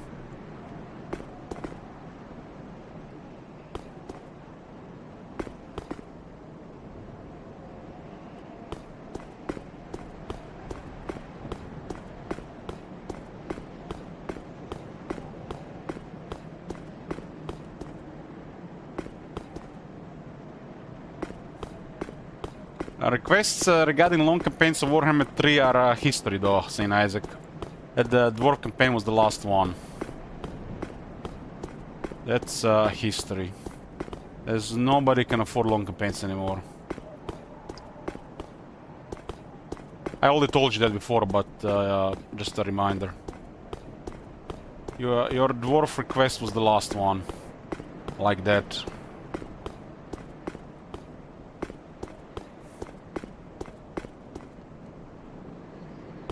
You can request whatever especially you want, but regarding objectives, it's gonna be a different story.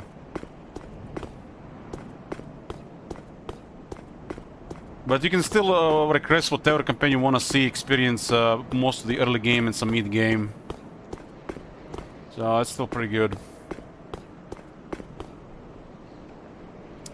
And I'm just thinking about very long campaigns, What about your Grim request? I don't know what your Grim request, Tom Manager, is. We still haven't discussed it. But requesting a long campaign is out of the question. That's a thing of the past. You can request all kinds of rules and stuff, but some really bizarre long conditions on top out of question.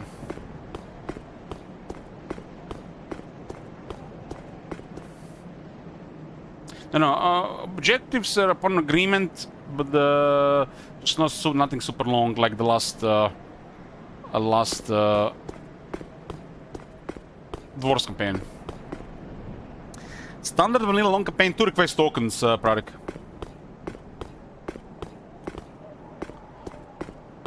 But some lords are out of the question though.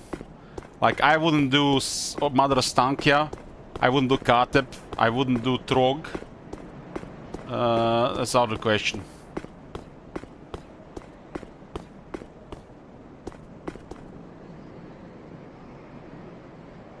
You can still request a long campaign, just not a very long campaign.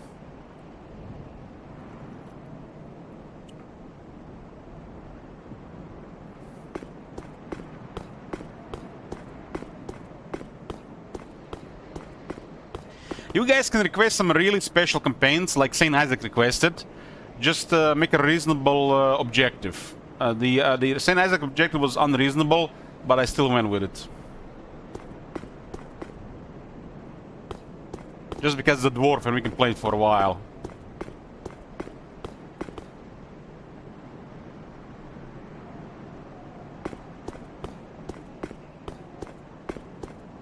I mean, if you create a setup that has a setup, you can literally make a good setup that's 40 hours of campaign, but you have to understand when the campaign goes to like the world stage, it can get super long.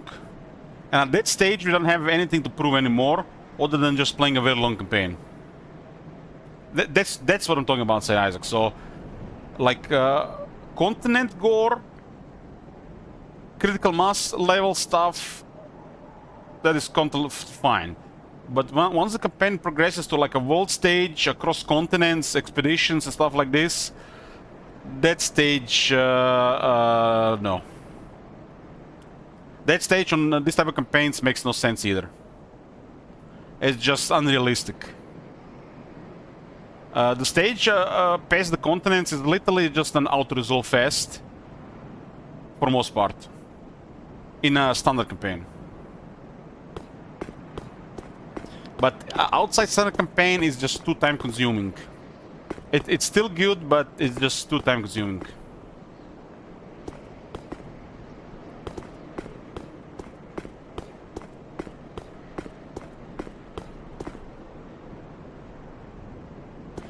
Five request tokens nowadays is about 5 or 6 streams. I told Saint Isaac when he was requesting the dwarves. I think Saint Isaac remembers that his dwarf campaign was the last one of that kind. I just, you know, just a reminder now.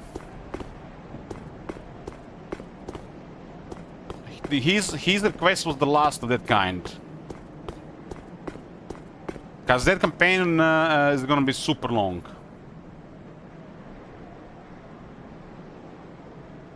He will get the 5 request token value campaign. For sure. Yeah, this is no problem, Top Manager.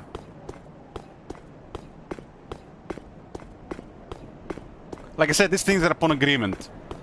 I want both parties to be happy. I just we can't do those very long campaigns anymore. It just doesn't fit the Warhammer 3 anymore.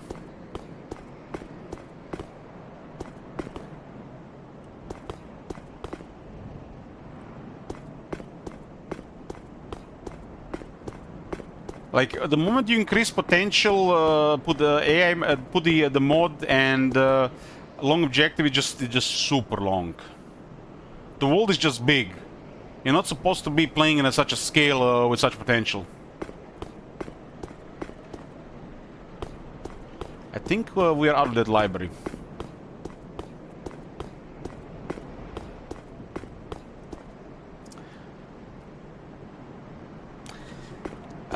Skaven, I already declined Skaven requests. That's not happening. Skaven is just boring. It's like there's no money enough in the world to play Skaven. Just like it's just boring.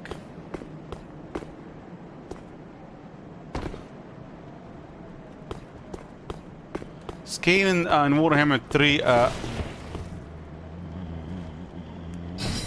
just boring.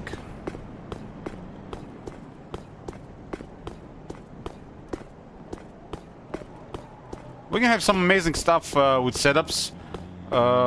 Request song is a perfect for this, but we also have to be realistic about it.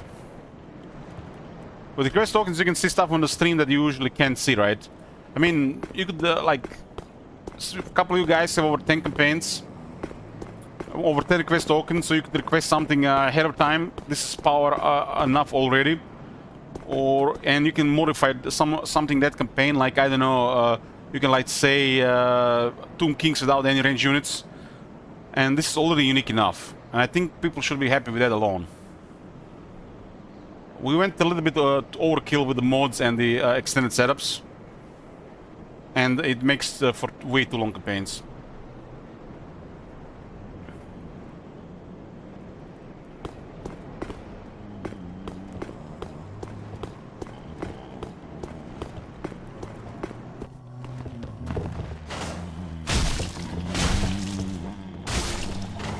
Like, for example, this Dark Souls 3. I probably would have never played this game. And Cookies have requested this game, and he wanted me to do a full playthrough in a reasonable time. And he did offer how many request tokens I don't remember anymore. 4, 5, and it was a good deal. So. It's definitely more than 5 streams, but the game is pretty good. So it's not very popular on the stream or on the VODs, but some people want to see it. So with the request tokens, you guys got me to play Dark Souls games. I would have probably never been playing these games again. I enjoy playing them, but if I don't play them, it's fine as well. It's like, it's one of those things. It's good, but if I don't play it, it's fine too.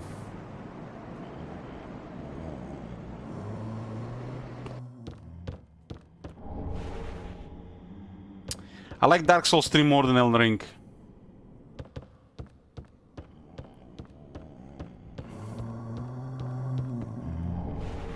on the Bone Shard. I think both are good, but Dark Souls 3 is better. I think they need more experience making more polished open worlds, less repetitive.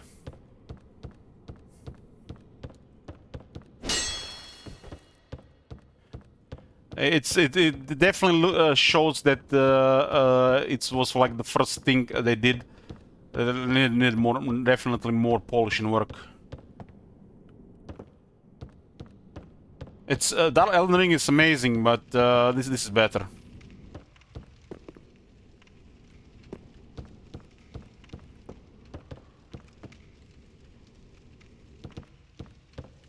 I think this is the perfect Dark Souls experience. Bosses could be a little bit harder, but still.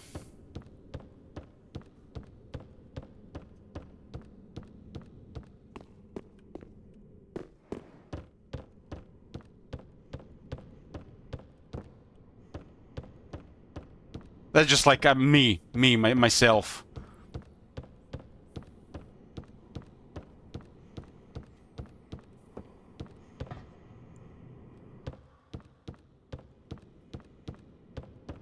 Yeah, Elden Ring might have been too ambitious. They might have made it too big of a world, and they were rushing how to fill it with content.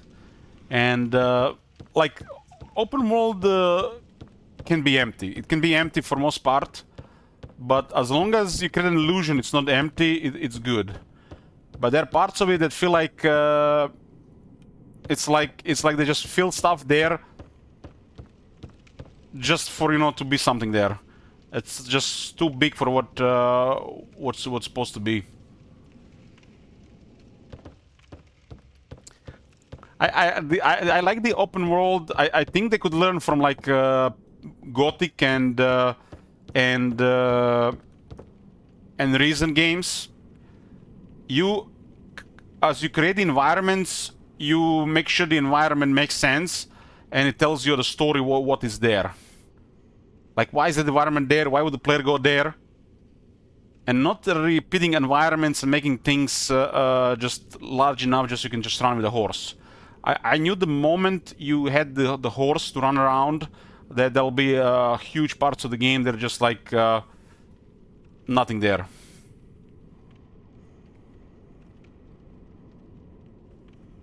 But it was still amazing to explore the open world. Like, I was just like sometimes admiring the environments and the ambience. It was just like chef's kiss.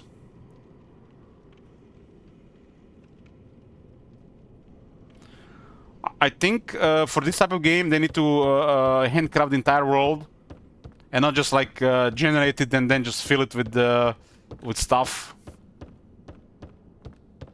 I think it was designed so you don't explore everything, but the moment you start exploring everything, which people do in open world games, you start to notice the repetitiveness. You guys ever play Gothic 2 or Reason 1? That's a perfectly designed open world. Somebody put time and effort into creating those mobs. And I think those would be ideal for a game like Dark Souls. It's like everything fits, and it's not like absurdly big with a lot of empty and repetitive stuff.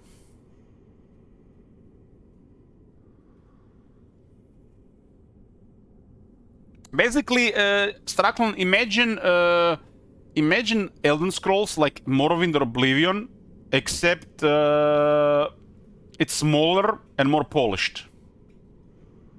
It feels like people were actually making this thing like to feel like a real world instead of just a lot more things repeating itself, because they don't expect everybody to visit every location.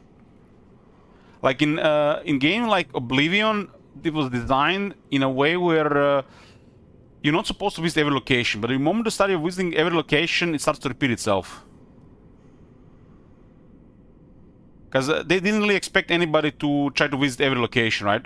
I mean, if you see me play Oblivion, I was just in just one part of the map, and that part of the map already literally just put me in the late game level. and I haven't done shit. And if you just do a couple locations every area, it feels so disconnected. There's like, it feels so. I would say it's like, I don't know. It's it doesn't fit together. It's almost like they wanted you to stick to the quest you're doing, and while you're doing that quest, you sidetrack into whatever location was nearby, instead of exploration.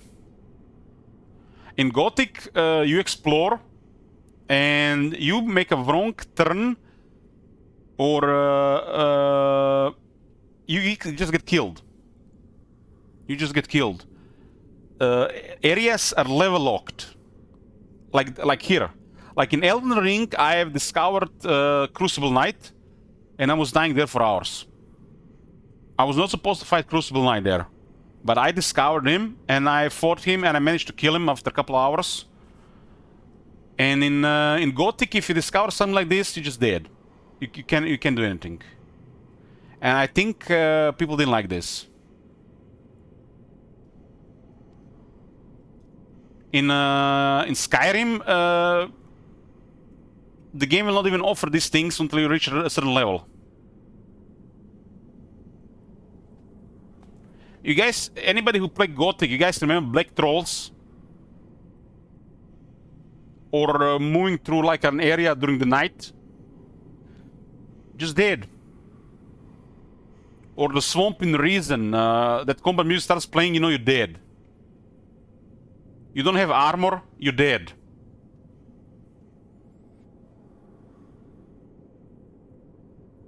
In Skyrim, it feels like you're already like...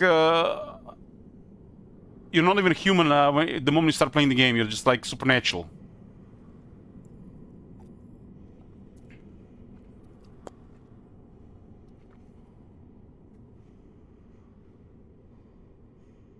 I miss that, the handcrafted world that doesn't hold your hand. And this is why Dark Souls is pretty good. But what makes Dark Souls even better is like the combat. Goddamn, the combat, the feel of the weapons, the sidestepping, moving around, blocking, dodging, second to none. And the game should learn from this.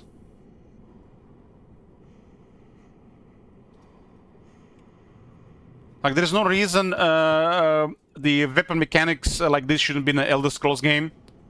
Just, I mean, like, look at this. This shit, the same shit as Elder Scrolls. Like, what are those fuckers at Bethesda doing?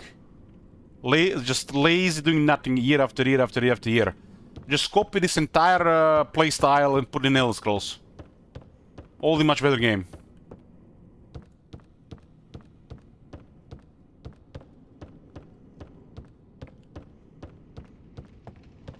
I mean, locking on the opponent, trying to go around while they're attacking you, sidestepping, rolling, blocking, timings. This should be in every single game like this. Every single game.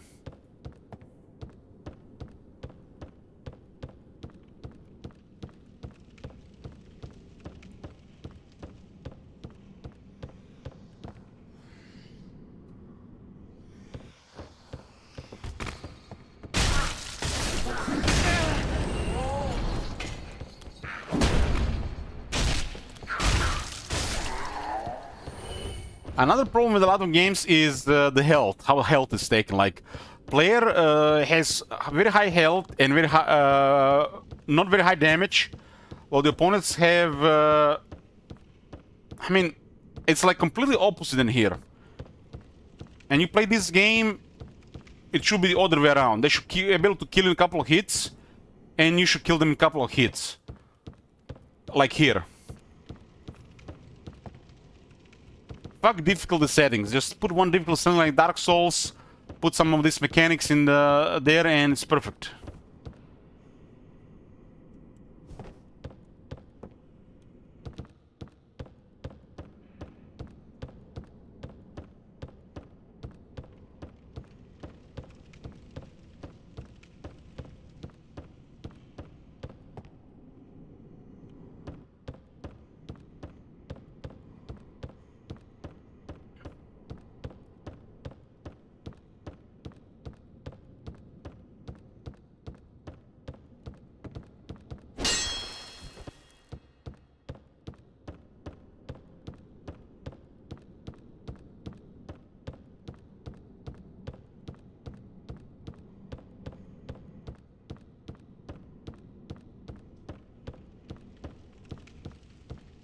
A lot of games just feel messed up. It just feels like instant progression, rewards, drop of difficulty after a couple of hours, and nothing really happening. And like if you get into Dark Souls games, they just spoil a lot of these games for you.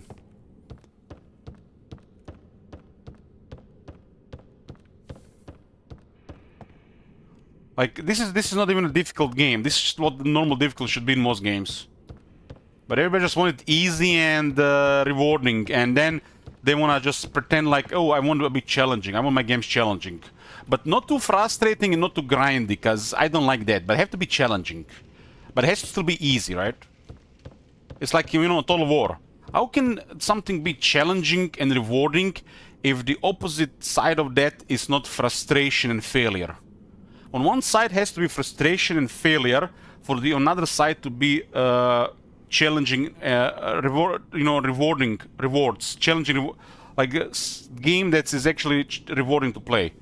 Unless one side doesn't offer failure and frustration, the other side cannot really give you that satisfaction of a challenging, rewarding game. It doesn't work.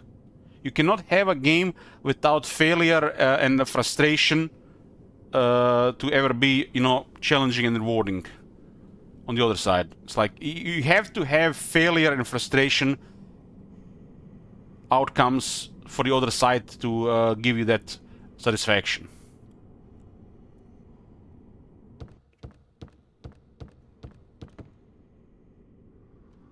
You have to have a way to fail easily, frustrating situation.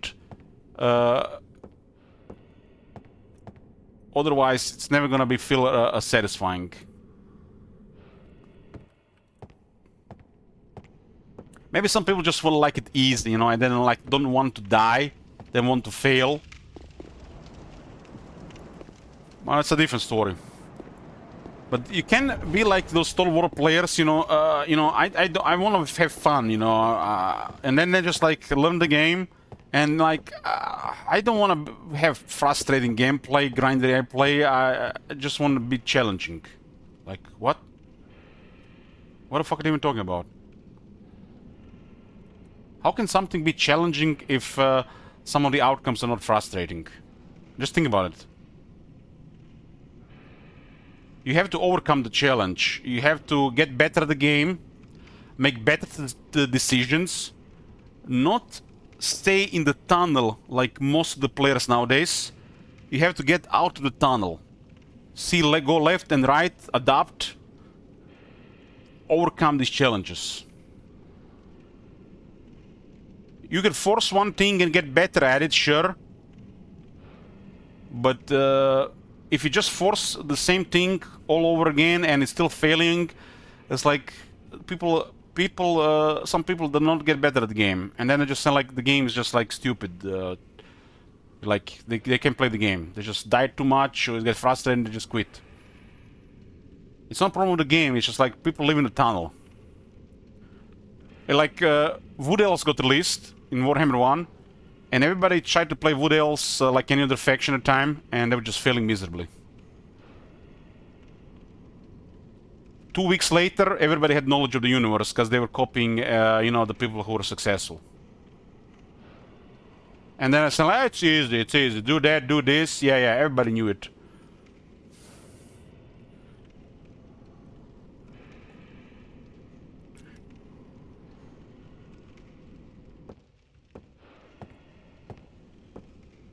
Like Wood Elves got released. They're a powerful faction, the strongest battle skills, and they're the biggest threat in the game. But people don't want that. People don't want it because they don't want to fight something challenging. They won't have an easy time. You guys remember the crazy Wood Elves? It's just about state of the game, and people don't like when stuff like this happens.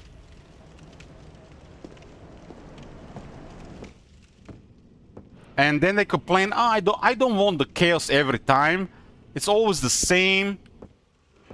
I want something else. And then they come the Wood Elves and like, no, I don't want that. I want something else.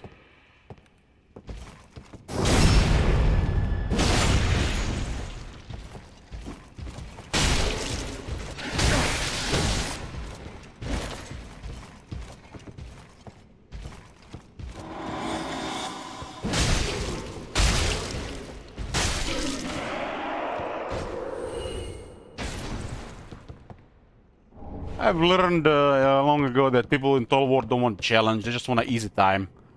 They just want an easy time, pretend they overcome a couple of first obstacles and move to the next campaign. It's a nice, I don't know, mentality of them convincing themselves that that's the entire game. Because only one thing that matters is stabilizing the early game and restarting.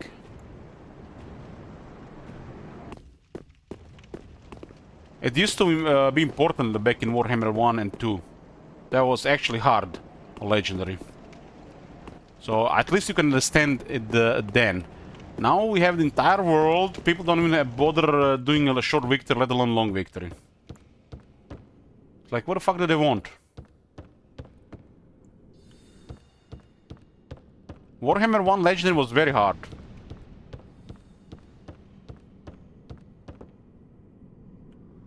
No man, the greenskins would murder you. I'm not sure what game you played, Pratik, but Warhammer 1 Legend was hard.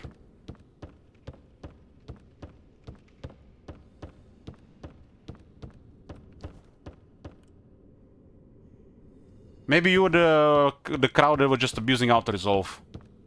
I was fighting all my battles. And the game was hard. Like, the dwarves were so weak at the start, you just get murdered. They buff the dwarves, you still get murdered. They buff the dwarves, you still get murdered.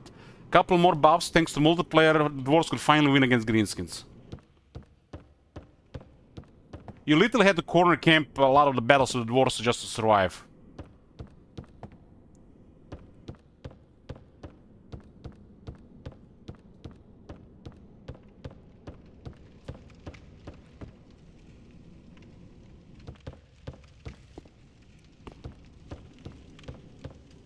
My first campaign, I played the Empire. You know, I think I did pretty well. But I got killed by a combination of Stalia, Scaling, and Warriors of Chaos. If you fall behind, you're just dead.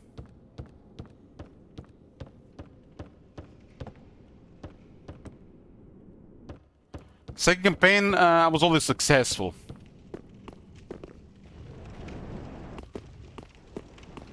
I've pretty much been successful of every other campaign on the first go after that.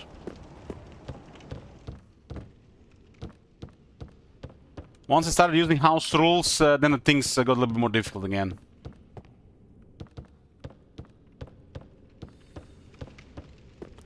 Like Crooked Moon in Vanilla, it was literally 90 turns of struggle. That's how hard it was. I was in Grey Mountains for like 85, 90 turns in my first campaign. It was that hard.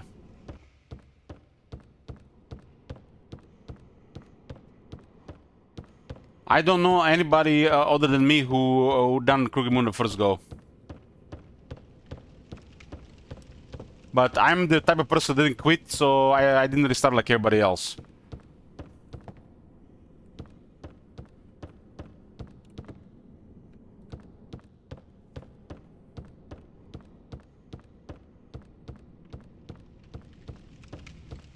I'd rather go through like 40 turns of struggle than restart, you know?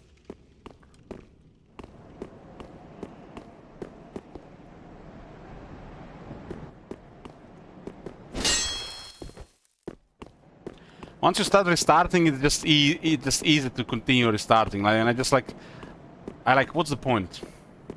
Brings me back to abusing of quick save system of Bethesda games. That's like one of the worst ways to play the game. But some people find it fun. Like, it ruins the game for me. That's why I just really started disliking the reloading and restarting. It just ruins the game. Can I request Warhammer 1 Crooked Moon Total War campaign? No. No. No, you go play it. You go play it.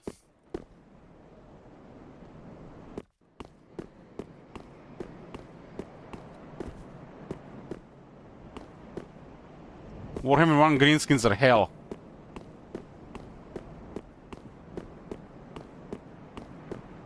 Pratik, go play Warhammer 1 greenskins Total War without resolve and come back at me.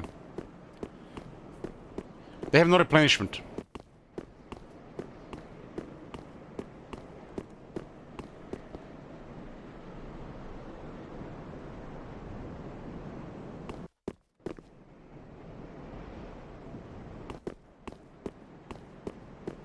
I feel like we skipped something in the back.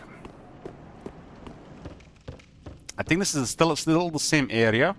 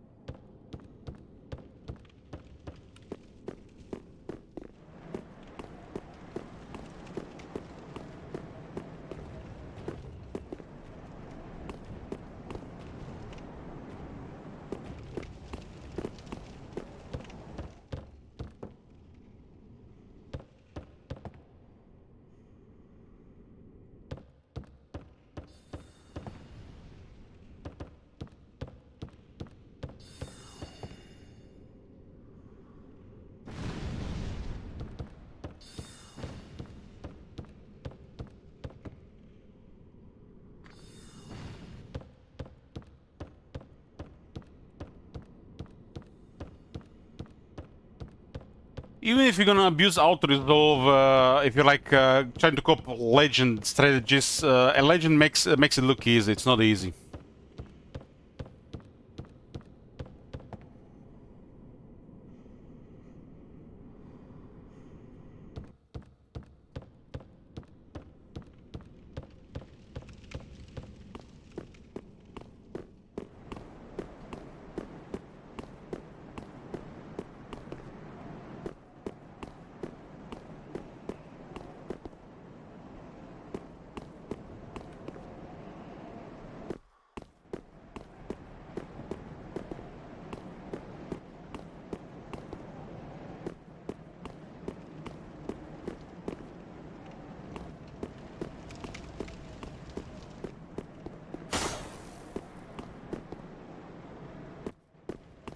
I feel like I missed something in that other area. Just got distracted with all this talk.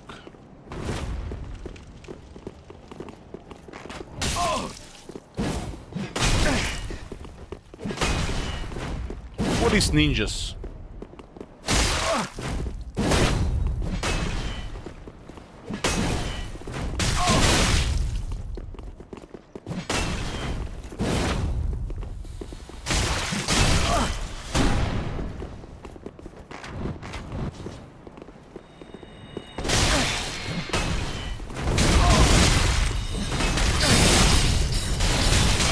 I think I got stun locked.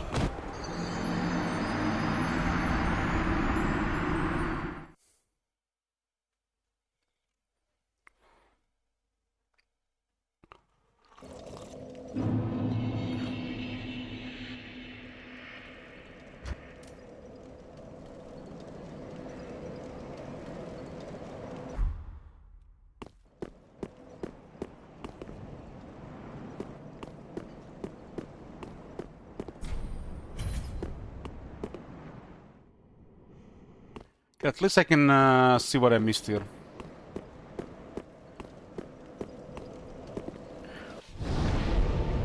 Yeah. Grand Archives. There's still that underground area on the other side.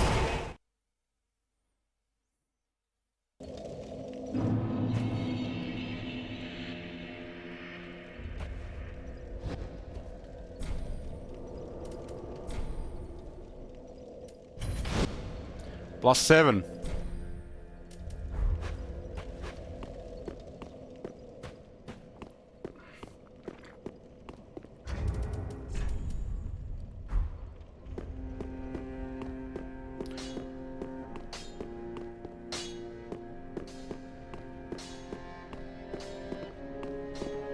Oh, how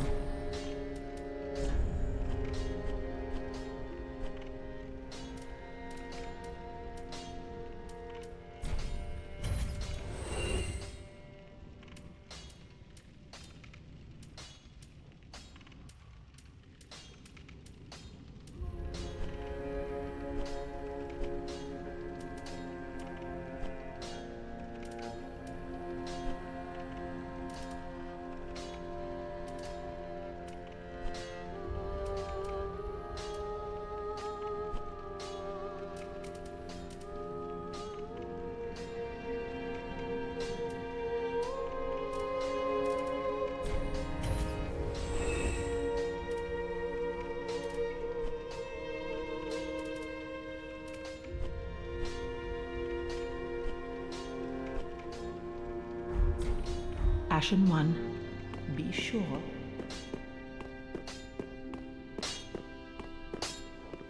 Ah, 'tis good, wasn't he?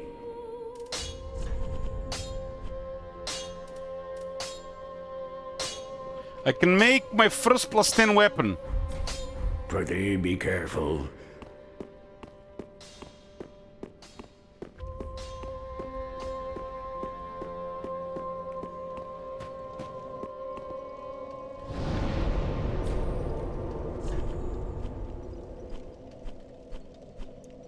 Of course, it's a claimant. What's that supposed to mean?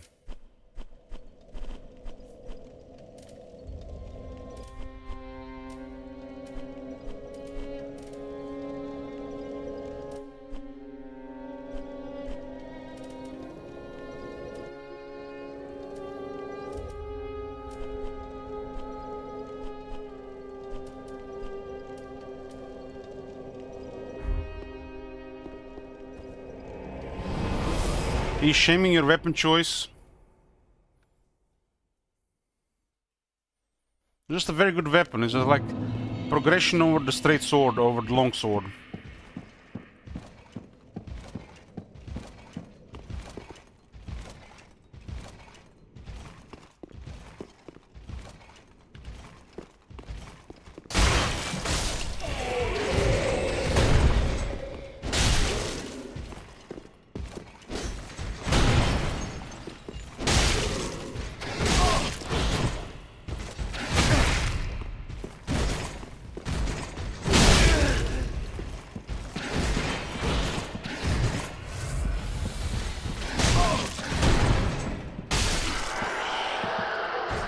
These guys hit hard.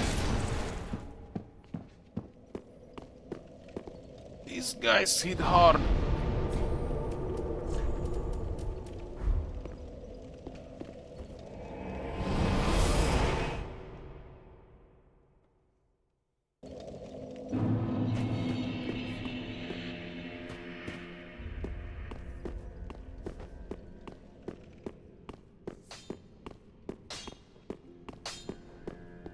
Ah, 'tis good, wasn't he? My first +10.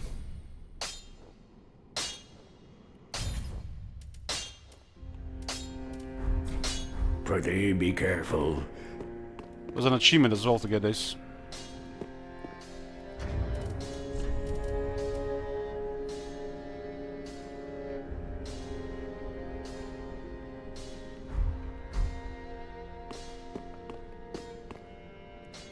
A couple of weapons that interest me as well require a little bit more dexterity though.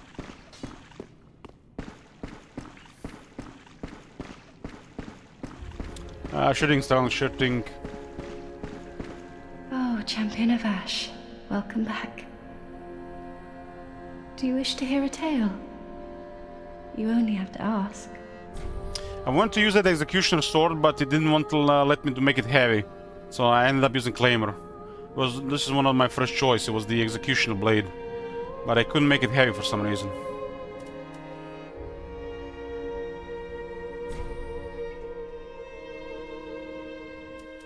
Oh, you've brought me a Braille Divine Tome.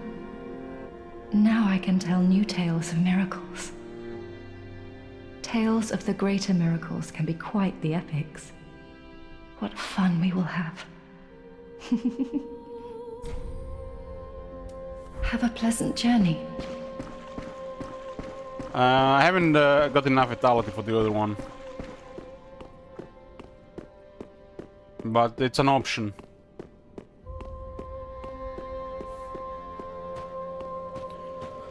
How much souls did they even have when it died? I think I had like 100k.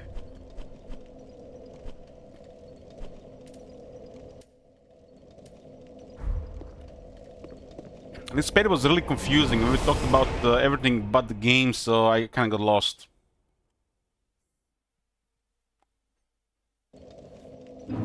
To be honest, I have no idea where I died.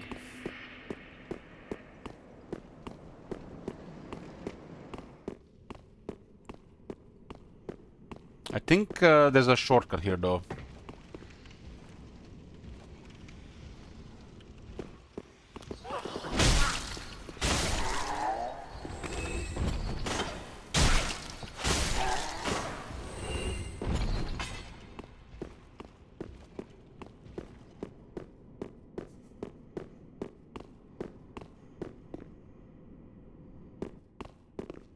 I remember now, there was another elevator that I missed something. It might be connected to something later.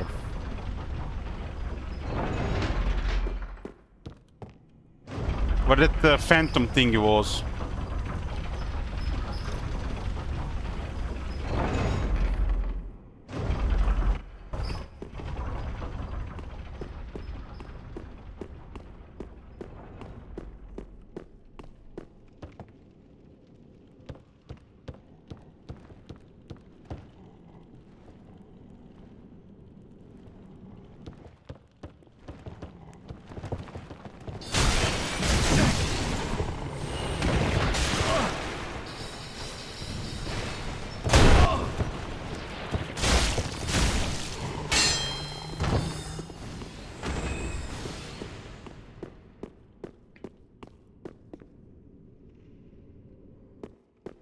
There was a jump thingy as well available.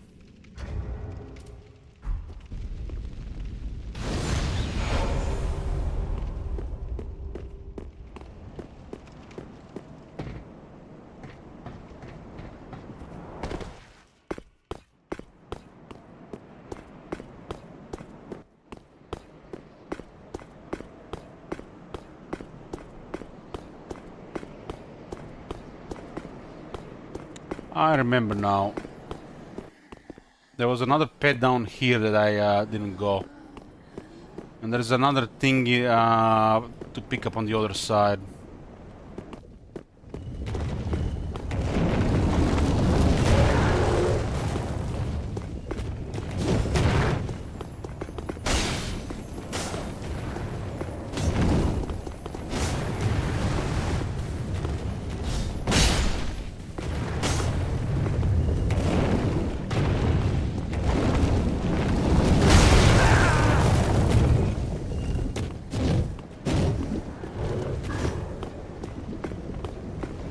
Chill, man, chill.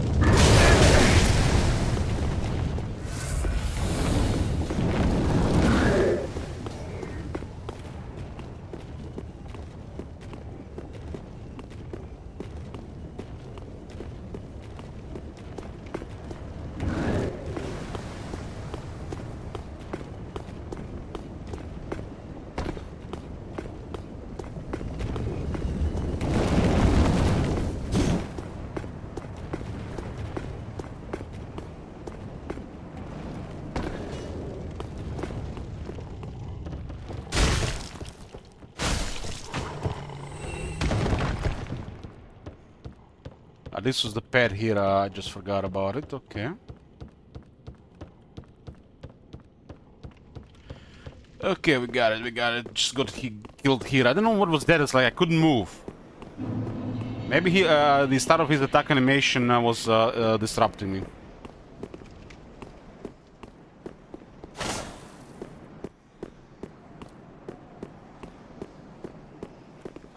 Okay, let me see.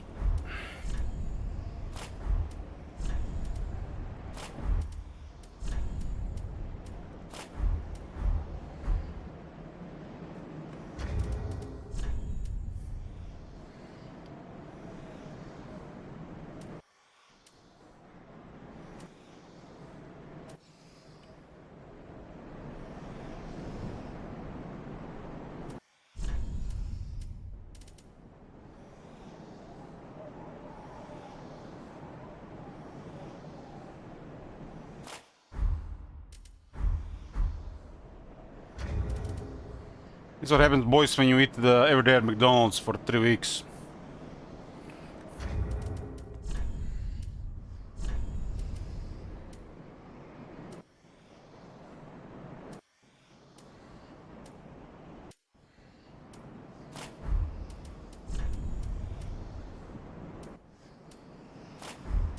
This armor is just a different looks, a different style. It's like it's not better, and I really like the look of this helmet on these proportions.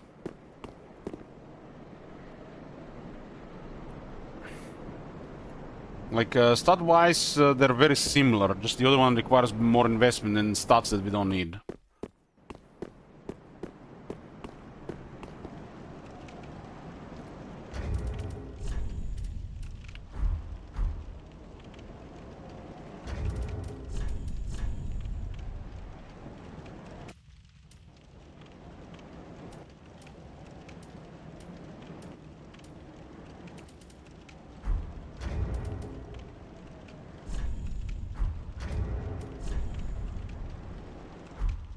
Definitely is a small upgrade for what I want, but might not be worth investing a couple more vitality for it.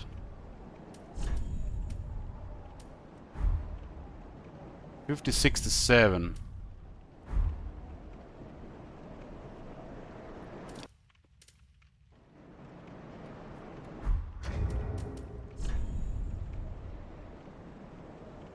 $155.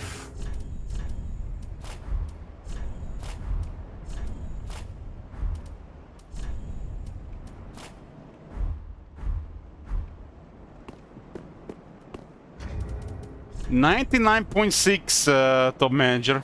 Must have been the ring.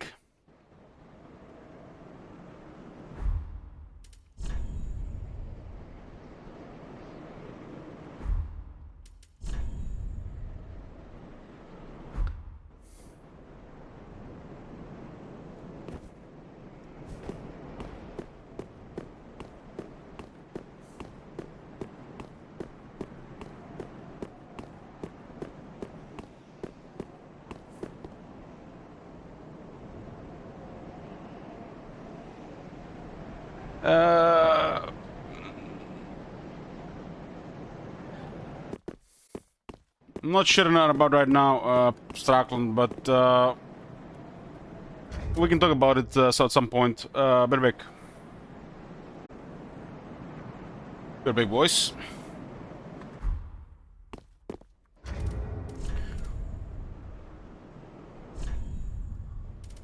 How do I compare between items?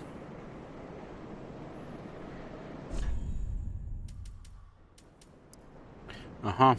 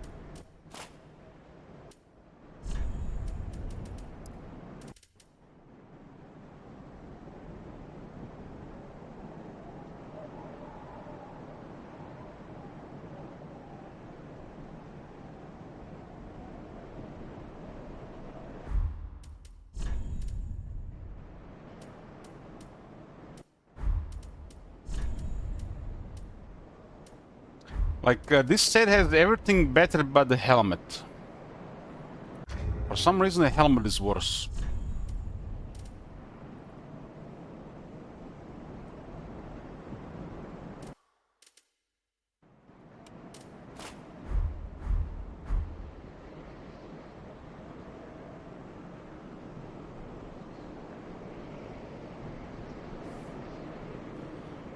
That's me, guys,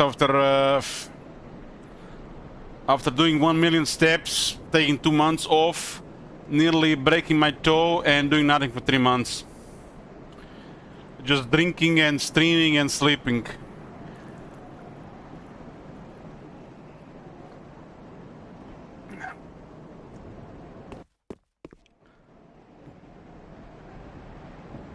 This is one of my favorite night helmets.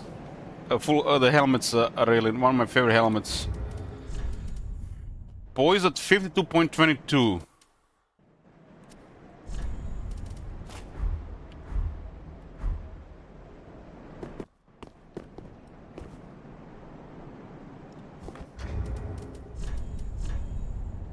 This is 18.2, huh?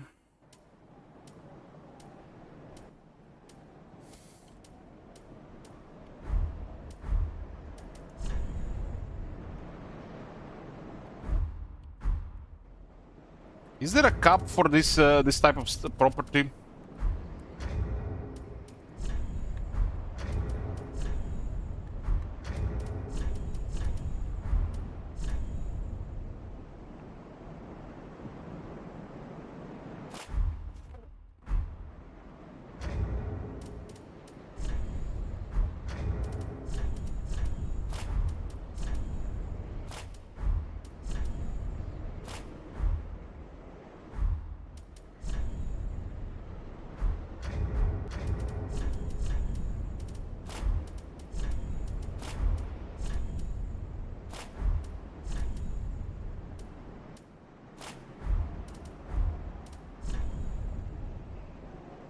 Is this capped?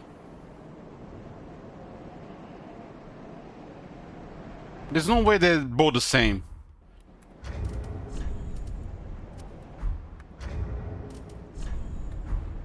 I mean, it could be, it could be.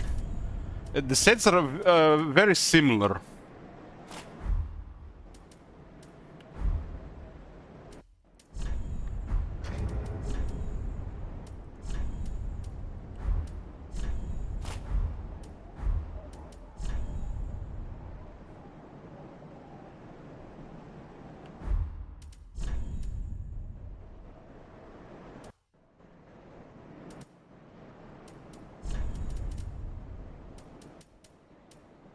Cathedral Knight helm is still the heaviest helm. Nothing is as heavy as this one, which is strange. You would think the Winged Knight helm would be heavier. This is the heaviest helm.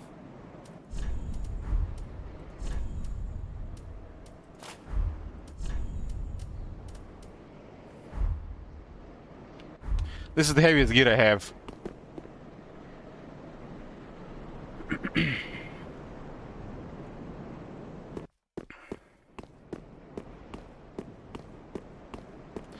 And I am at 99.9%. Damn, 90. If I switch the wrong ring, I might not be able to move. Yeah, some of the rings are too heavy.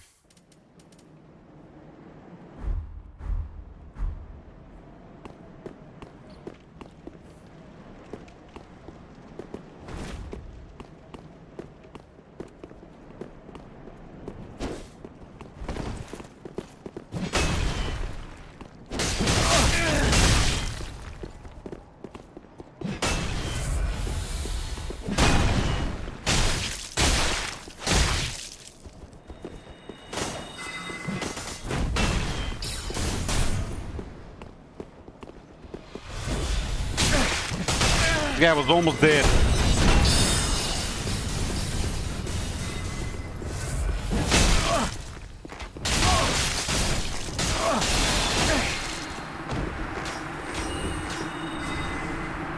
Yeah, I only have the shield.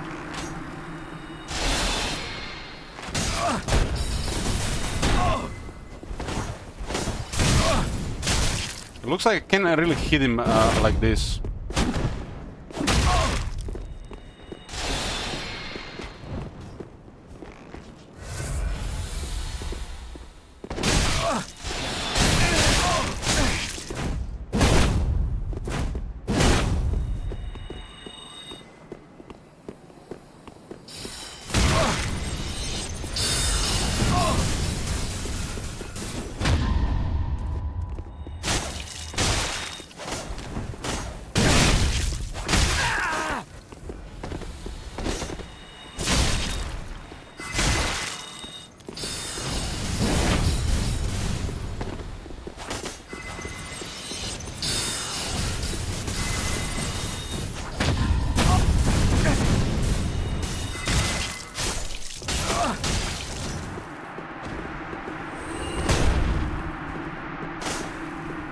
Where are your friends now, huh?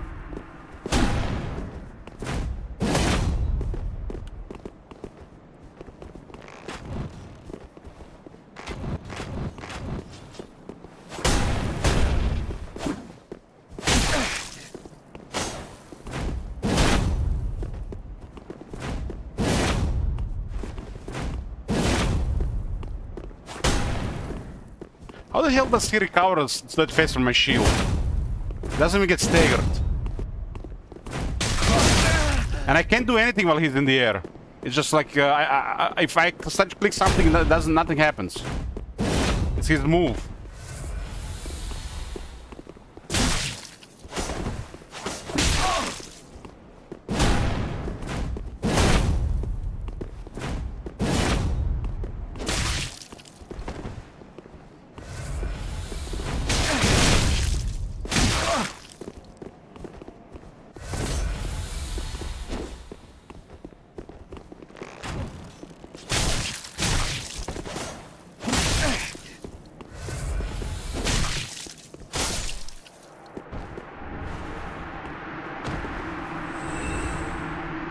Onikiri and Ubadachi.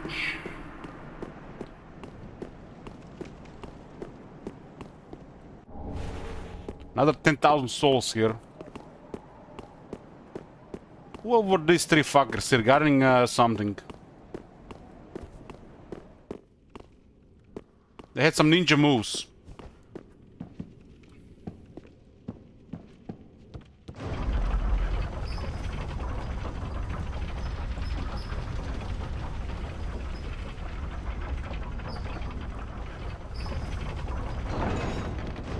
Okay, okay.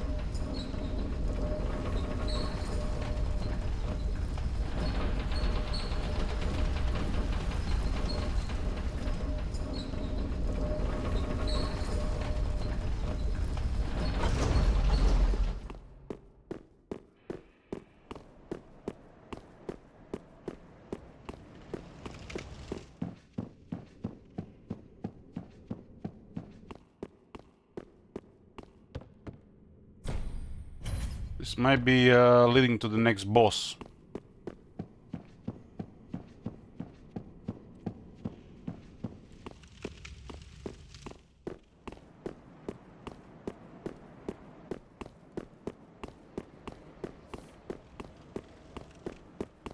You can see this is connecting to the higher level area.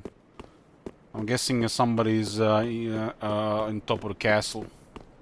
There's a castle, top of a castle, top of a castle. There's a cathedral, top of a cathedral, cathedral, cathedral, cathedral, and on top of it there is another cathedral and a castle. It's good architecture. Definitely not man-made.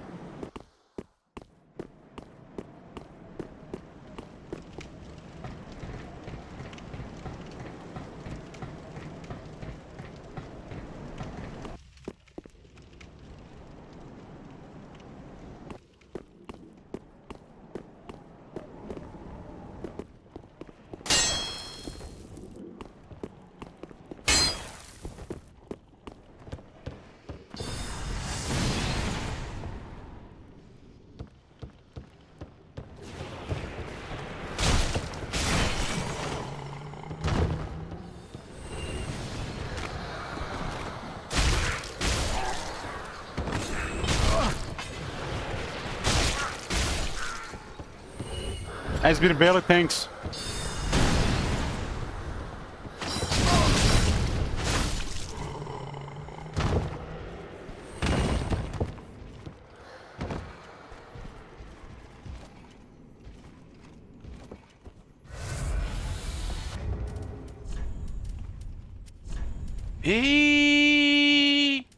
Yep.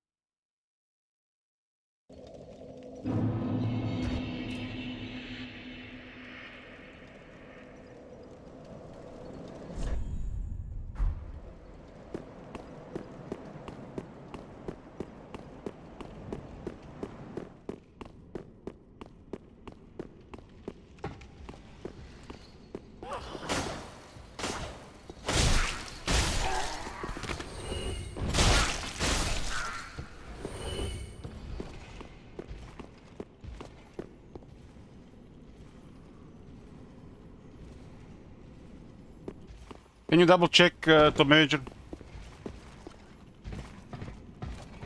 Palaki says, "Hi Lich, I'm just eating 14 eggs now. Very impressive."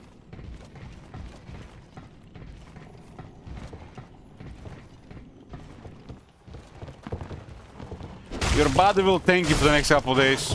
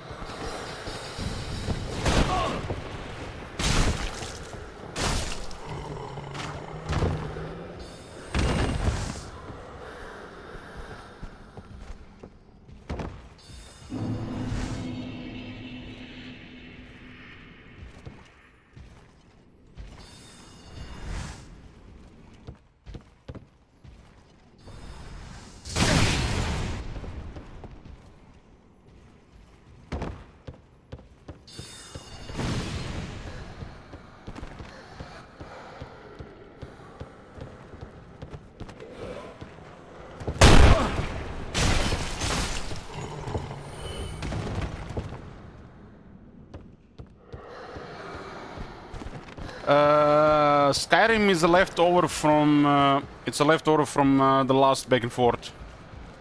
3+ days. There's a way to add more days through tips and gifted subs.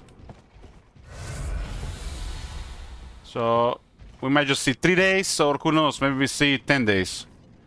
Please, not 20 days. We already busy, right? I don't want to play Skyrim when the new DLC releases. People are just gonna ask too many questions.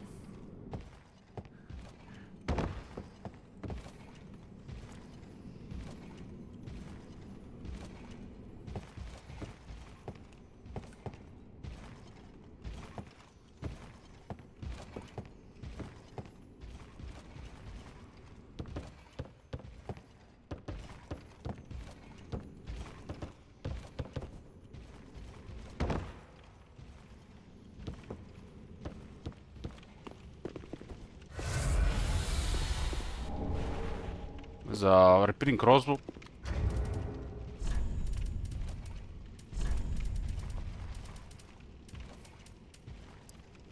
An extremely rare rapid-firing crossbow. Fires 30 successive bolts by means of an elaborate mechanism, inflicts heavy damage by making all 3 shots count.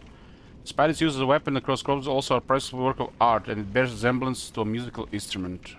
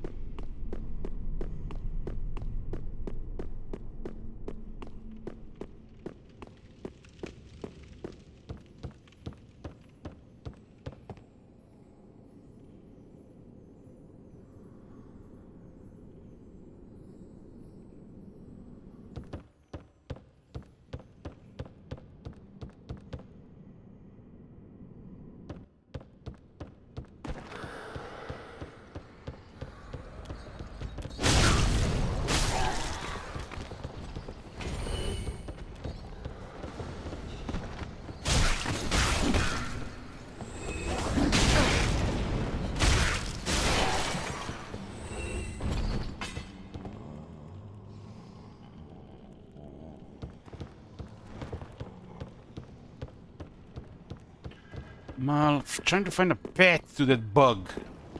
Critter.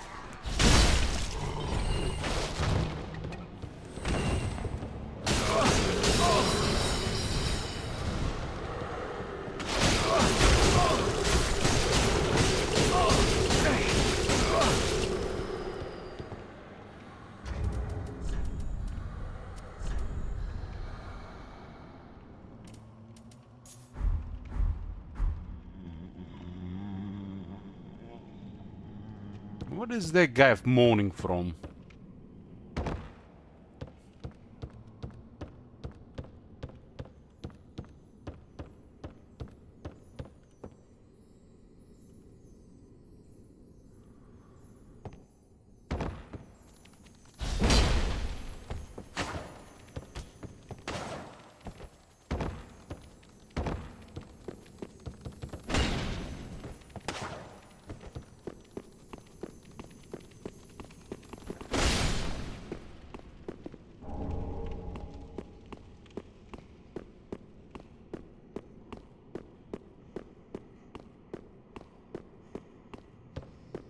There's another stairway up there which I'm not familiar with.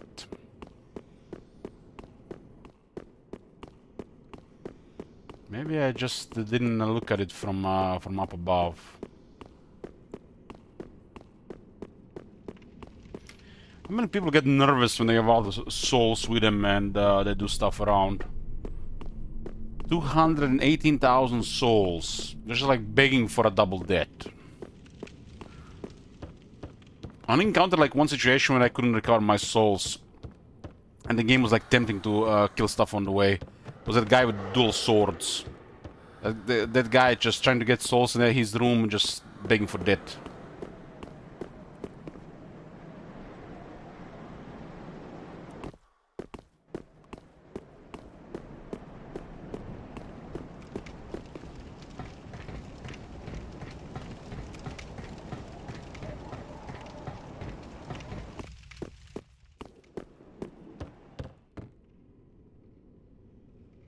Was there a stairway on the side? What stairway is that one?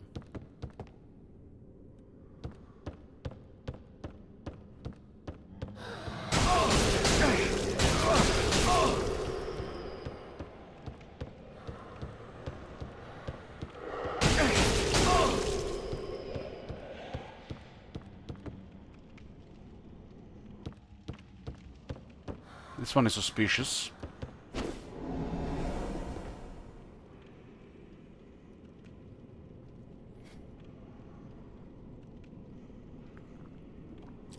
Invisible wall, boys.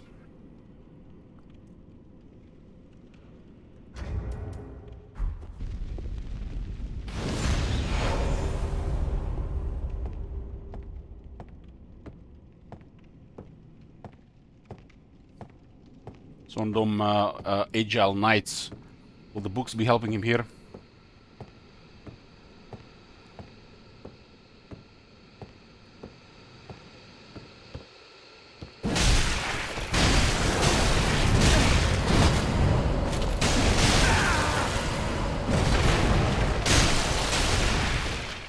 I'm too heavy for him.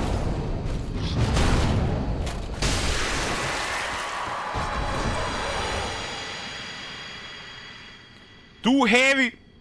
Birgat wins. Oh, this is kind of like light armor, light to medium armor. Armor of Irritable Outrider Knight enveloped in a dimly cool air. The knights were given the eyes of the pontiff, but the eyes transformed into the savage raving warriors who only knew how to serve as mindless guards. What was the guy called? The one, the dancer? The dancer was a really cool fight. Like that fight was so cool. Remind me of that fight with that like against that stag. in Elden Ring in that underground area. That was a beautiful fight.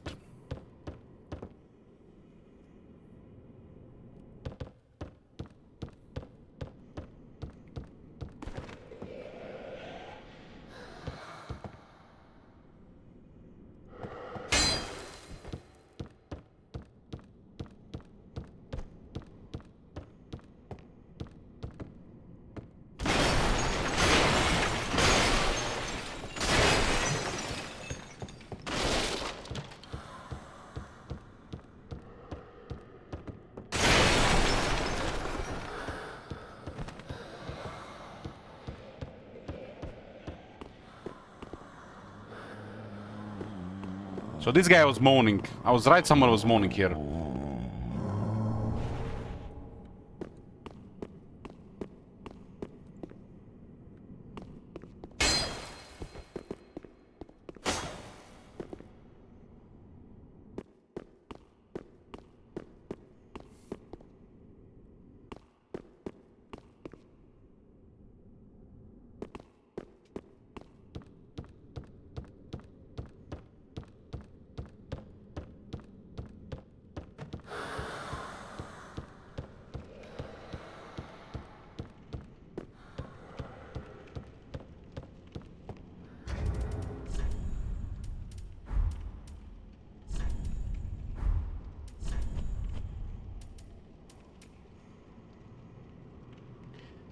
Requires 45 intelligence soul stream, 5 torrential volley of souls.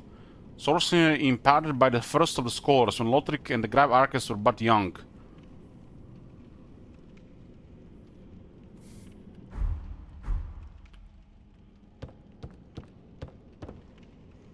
What, you gonna be here, Strackle? You're not going to sleep?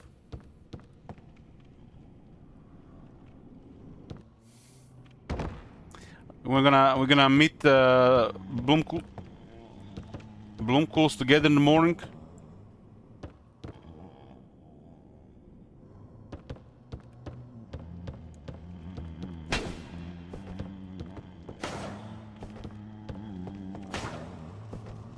I played the quite a bit of Elden Ring. It's gone from YouTube though.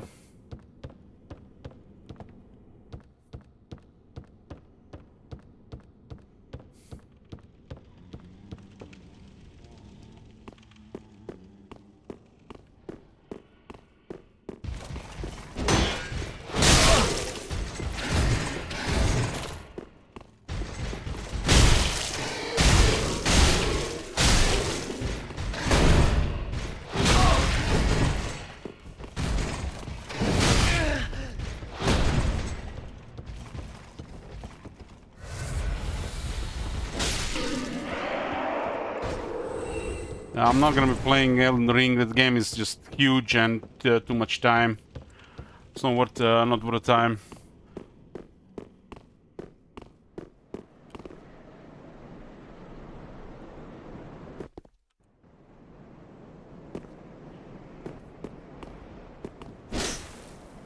This one was requested by a long-time viewer. He was saving for this one, so I wouldn't have played otherwise.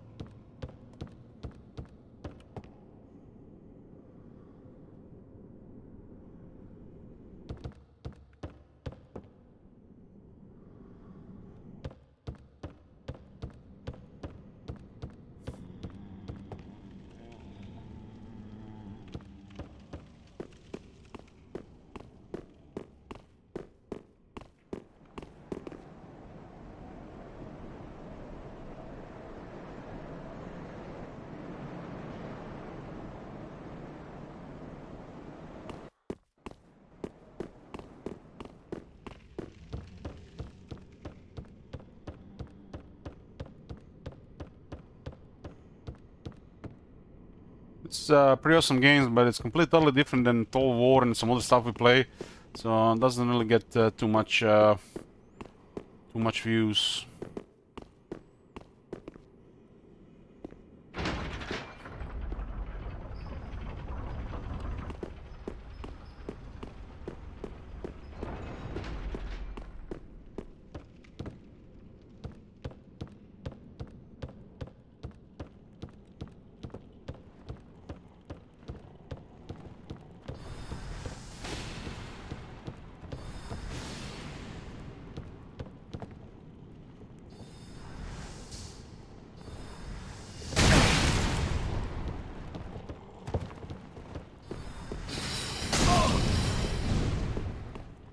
Yeah, Episode 2 is Top Manager, guys. I want to play a lot of that game.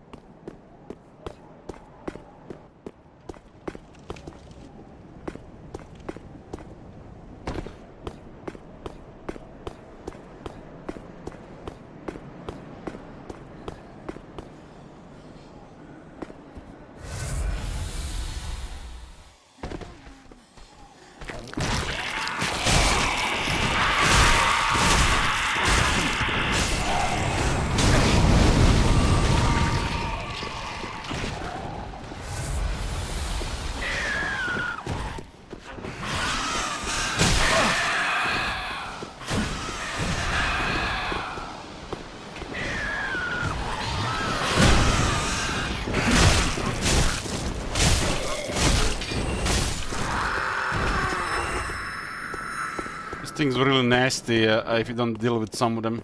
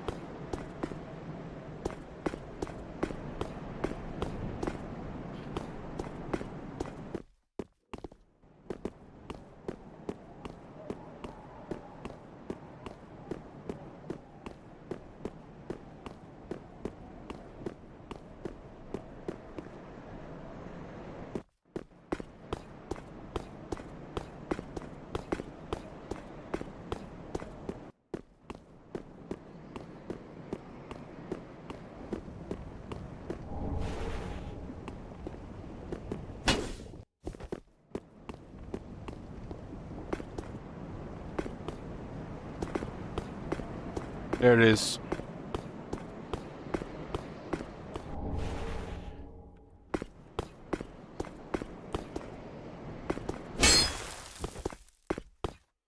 Most streams under 100 viewers don't really matter. Like, if you're online all day, just a couple hours don't really matter. Don't really matter.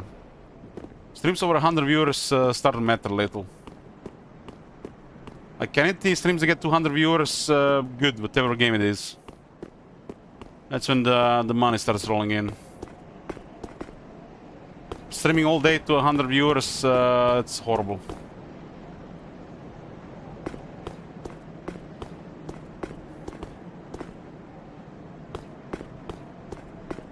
Yeah, the Elden viewer had actually better viewership than Warhammer 3 for a while. And mostly were new viewers. I was literally like 15 plus new followers every day.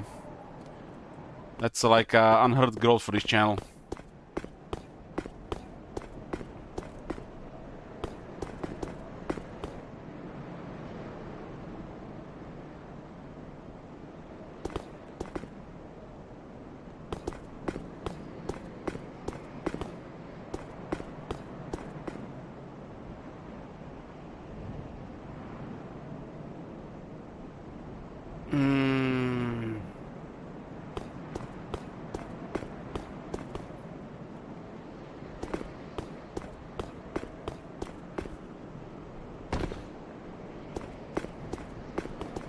Warhammer has no growth. There's no growth.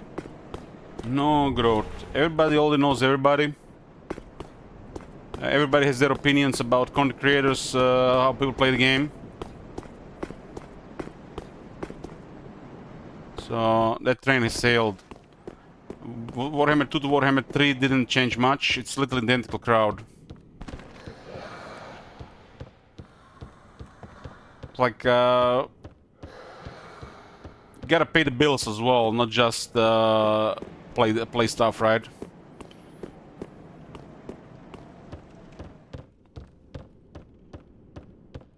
There's definitely games I would spend a lot of hours playing and don't feel bad about it, but when you play like a month of Witcher 3 and you lose 3,000 euros because of Warhammer 3 Hype Down, that's horrible. That's how much Witcher 3 cost me. That's why it was so expensive in the quest tokens. And since then, Warhammer 3 just went downhill.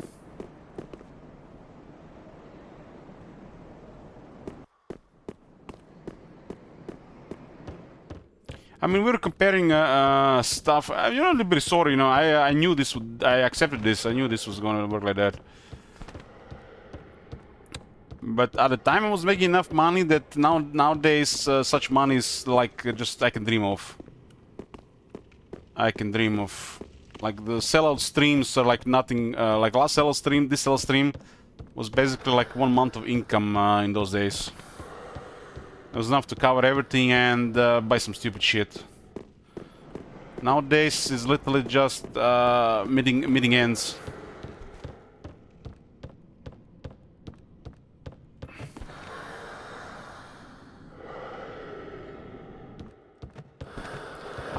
I accept the request tokens to do that. It's I'm happy to honor the requests. It's part of the stream. It's basically my what they call sellout sponsor type thing, loyalty program. That's why I don't take any sponsor deals. I sell out to you guys.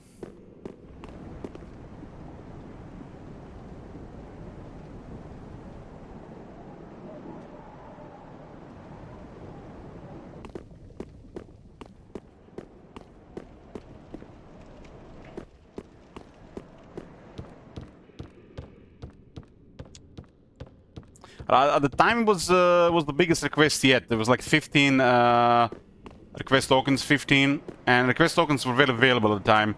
I think 3 times more available than right now. So it's basically worth it, like 45 request tokens right now.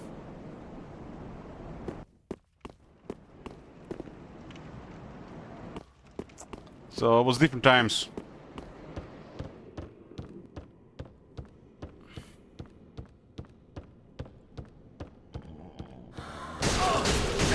Request tokens are not really used that much, so more were added to the pool all the time. But they're gonna be more available over time. You could probably just get them only from supporting still monthly, and that's limited than sellout streams. It's just there's a lot of them available around, but most of those people are not even here anymore.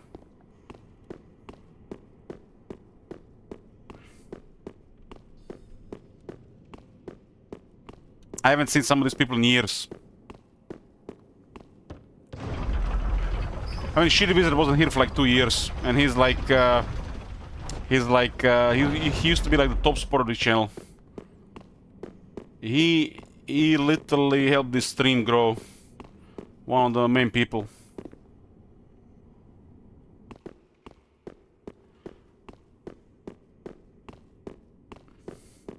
It's RT list product.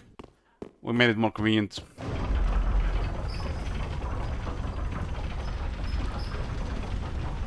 It hasn't. It didn't. It isn't updated. But I don't really want to tell you about it. But for €100, you get 5 request songs this month.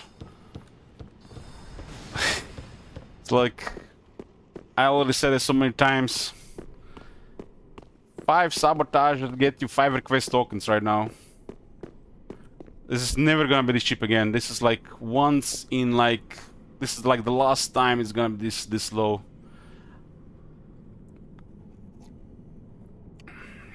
Because 4 campaigns got sabotage, you get 5 request tokens at the price of 1. People did a lot of sabotage, so a lot of resources were spent.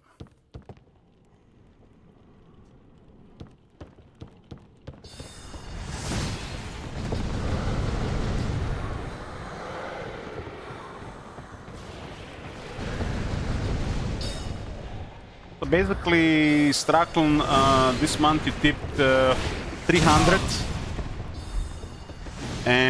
which gets you 3 quest tokens because of the sellout campaign. And 4 campaigns got Sabotage, which grants you another 4 request tokens, so you're getting 7. You're also top sub-gifter, which might also get you another one.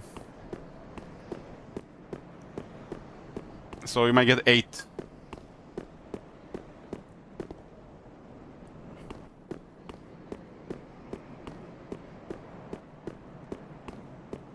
I'm thinking of raising the minimal for request tokens again for monthly tippers and sub-gifters. Currently it's 100 to qualify for a request token for top 2 and 25 subs for top sub-gifter. I think I'm gonna double that starting for the next year.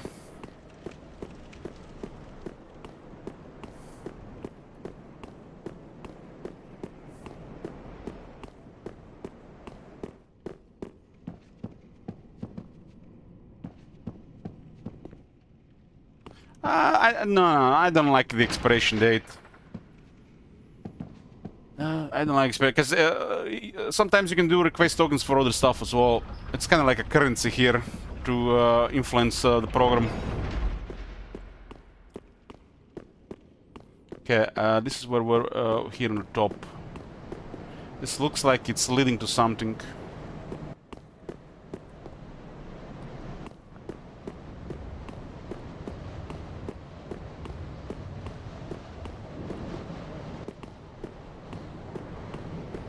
I honestly feel like some people have request tokens just to feel like some kind of power over me, that they can request things at a time, but they don't even plan to ever use them.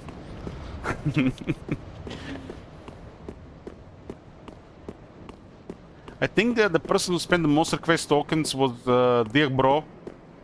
I think Strackle might be the second one.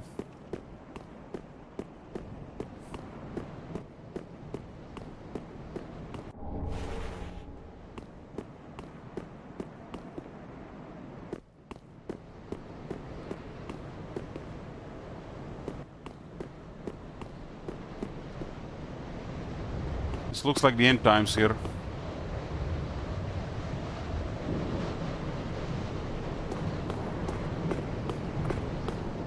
Well, somebody who's actually listening to horror games lately, Dear Bro, and 2 of them looks like something you would request, but I really forgot the names. And we haven't seen those games.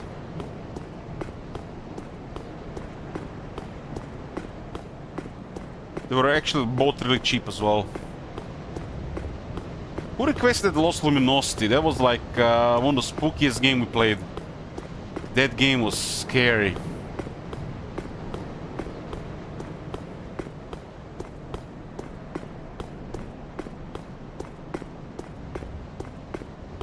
Like RuneScape already requested Fallout New Vegas for the next month. We're gonna be playing it together with the show.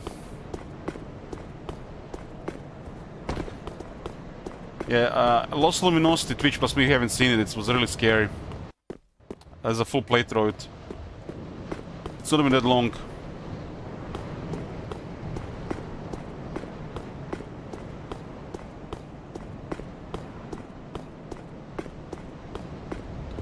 What is this?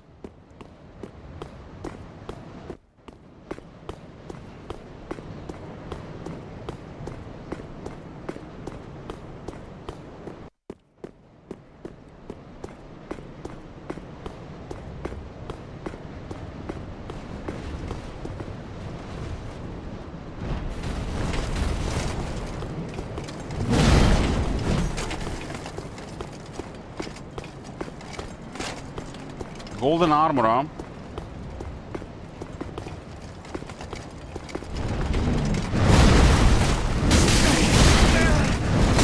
Holy shit, this guy's hit.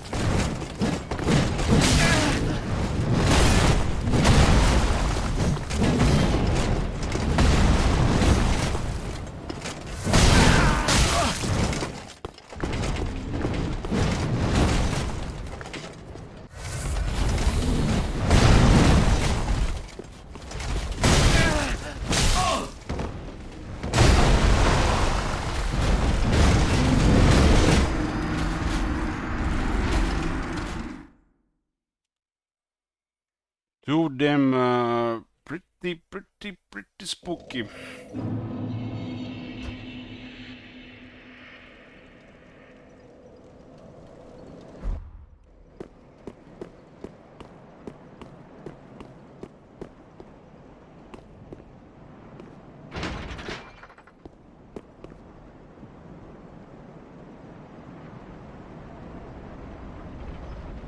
You know what would be funny, Strakon? DLC is getting listed in playing Skyrim. The idea of that is just hilarious.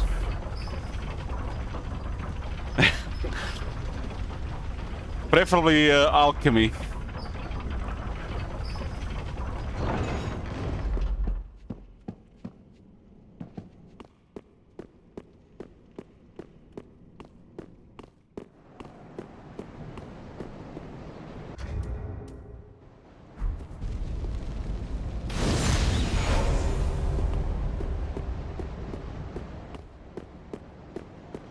Last time, when I played the Orc to like level 199, that was a very long Skyrim, right? Run. It was like a lot of hours. If we were playing Skyrim and the DLC was getting released, I would just Heimskr all day. I kid you not, I would just Heimskr all day and ignore the people asking about DLC. That would be beautiful. A lot of people will just get pissed, but it's the way of life. Warhammer 3 pisses off people.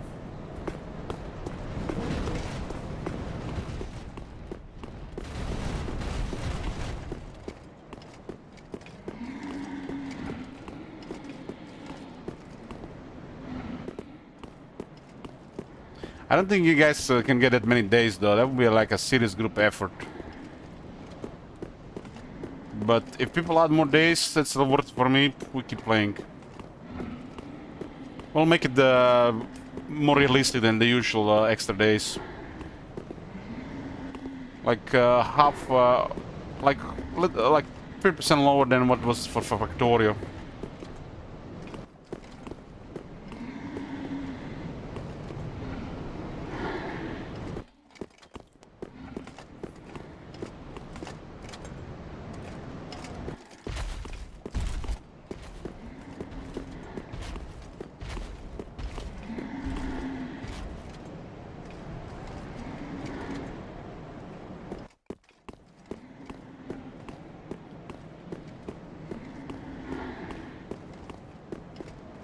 There is 3 of them? What the hell?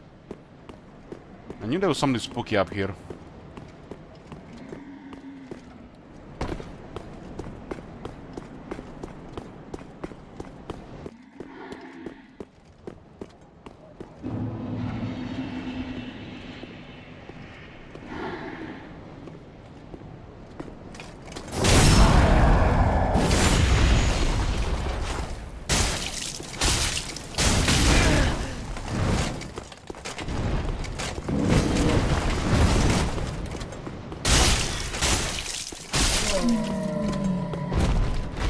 $13,000.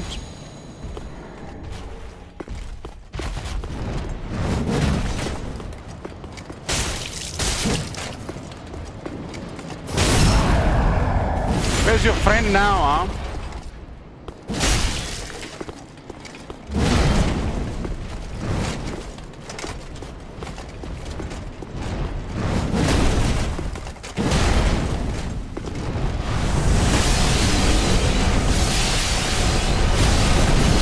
Fucking hell.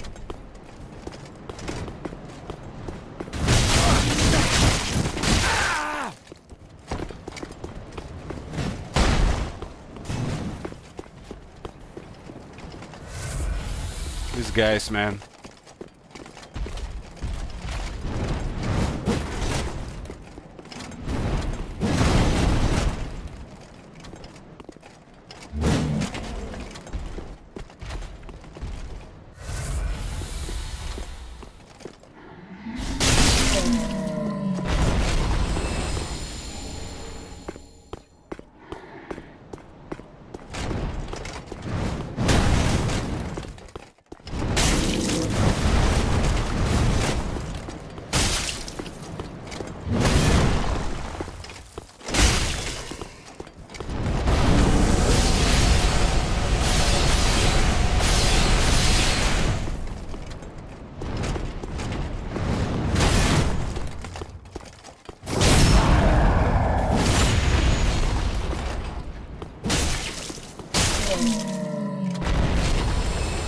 Titanic slab, numero 2.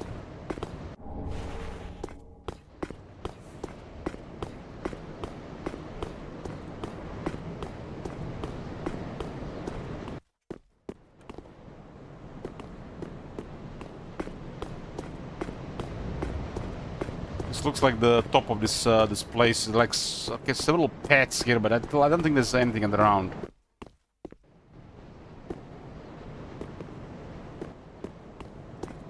It does look like the slabs are supposed to be like extra things to find.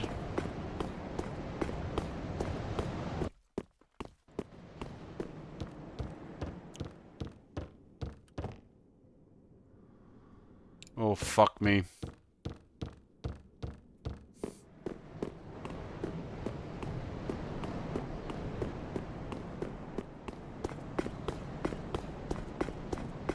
This is the roof.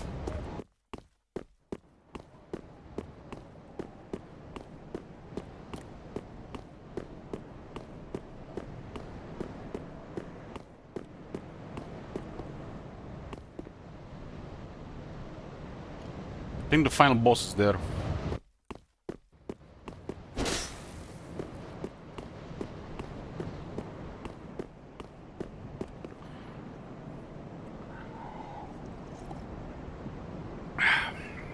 I had 5 coffees today.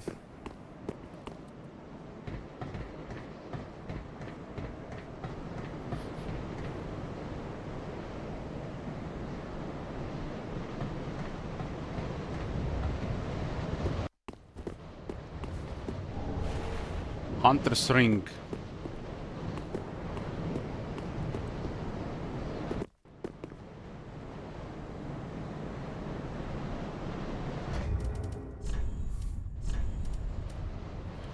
It gives the 5 dexterity. The jitters, I don't get any jitters from it.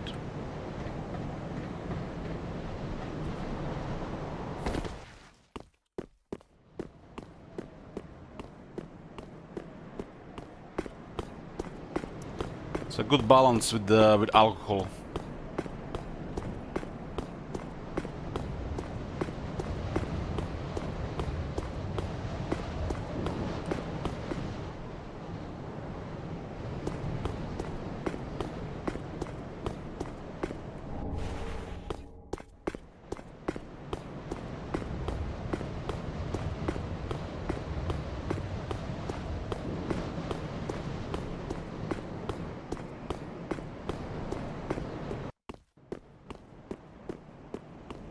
I used to drink like 3 to 4 monsters a day.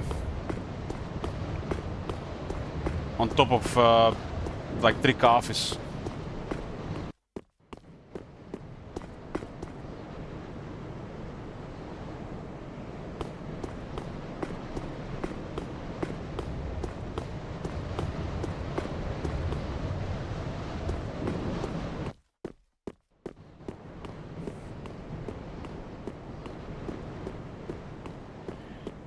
When I was exercising like crazy,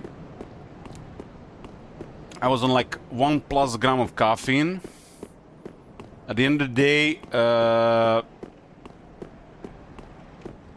it was literally like feeling on drugs.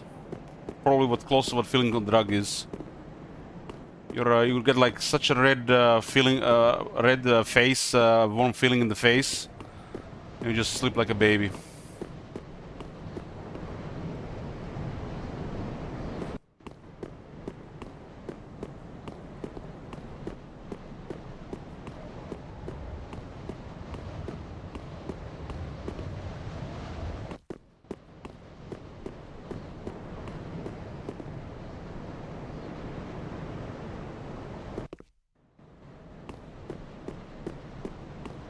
I have actually tried not doing caffeine for weeks. It's literally was the same shit. I've noticed the caffeine and the coffee just makes me feel better. And especially if I'm feeling good, I feel even better. But I also notice if I don't drink coffee, I just eat more. And if I'm not moving much, eating more is no.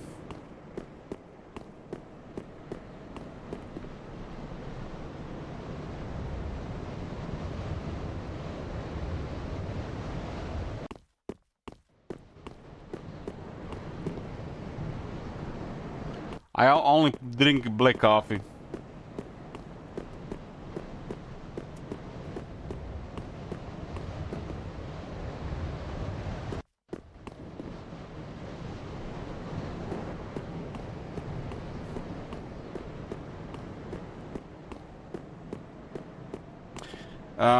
Monster, it's the ultra ones without the sugar ones. Solely drinking chemicals when it adds sugar to it. I do prefer the Red Bull Zero instead of Monster though.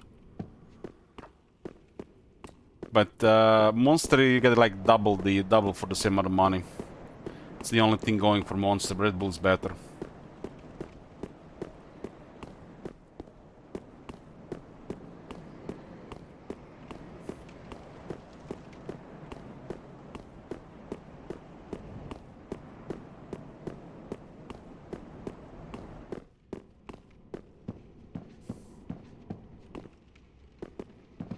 These things are only bad for your kidney. Anything that's bad for your kidneys, it's bad if your kidneys are not working properly. All the myths around how the kidneys work, it's only if your kidneys are not working properly. You know, like protein is bad for your kidneys, too much vitamins are bad for your kidneys. Only if your kidneys are not working properly, then it's bad. If your kidneys are healthy, working properly, it's just normal stuff to process.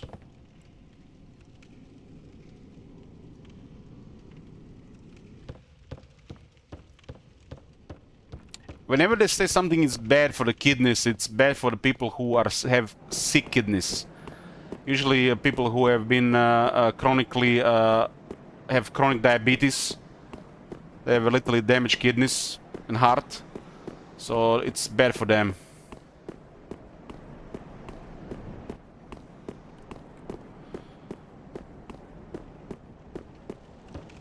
If you have healthy kidneys, nothing is bad for the kidneys.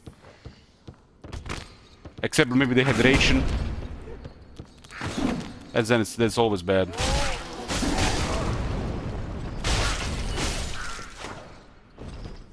I've met actually a couple of people who literally don't want to drink water. And they both have kidney problems. It's interesting.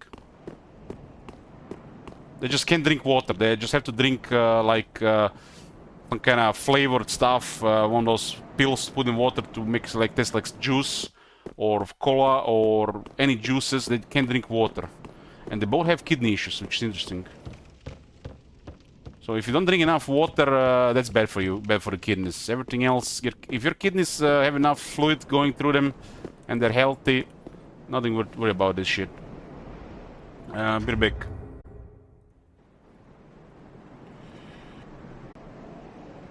We're back, boys. We're back.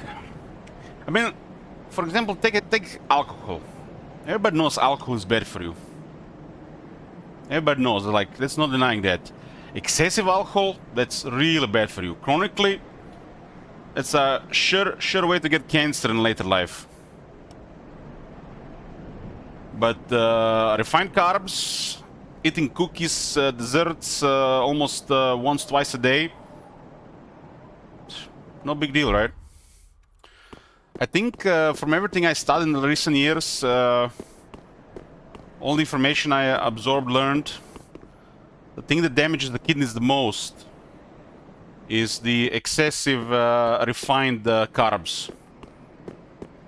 Insulin resistance and eventually elevated blood sugar is what will damage the kidneys the most, because kidneys are very sensitive to this.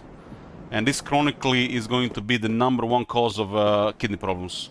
And probably is the #1 cause of the kidney problem in the world.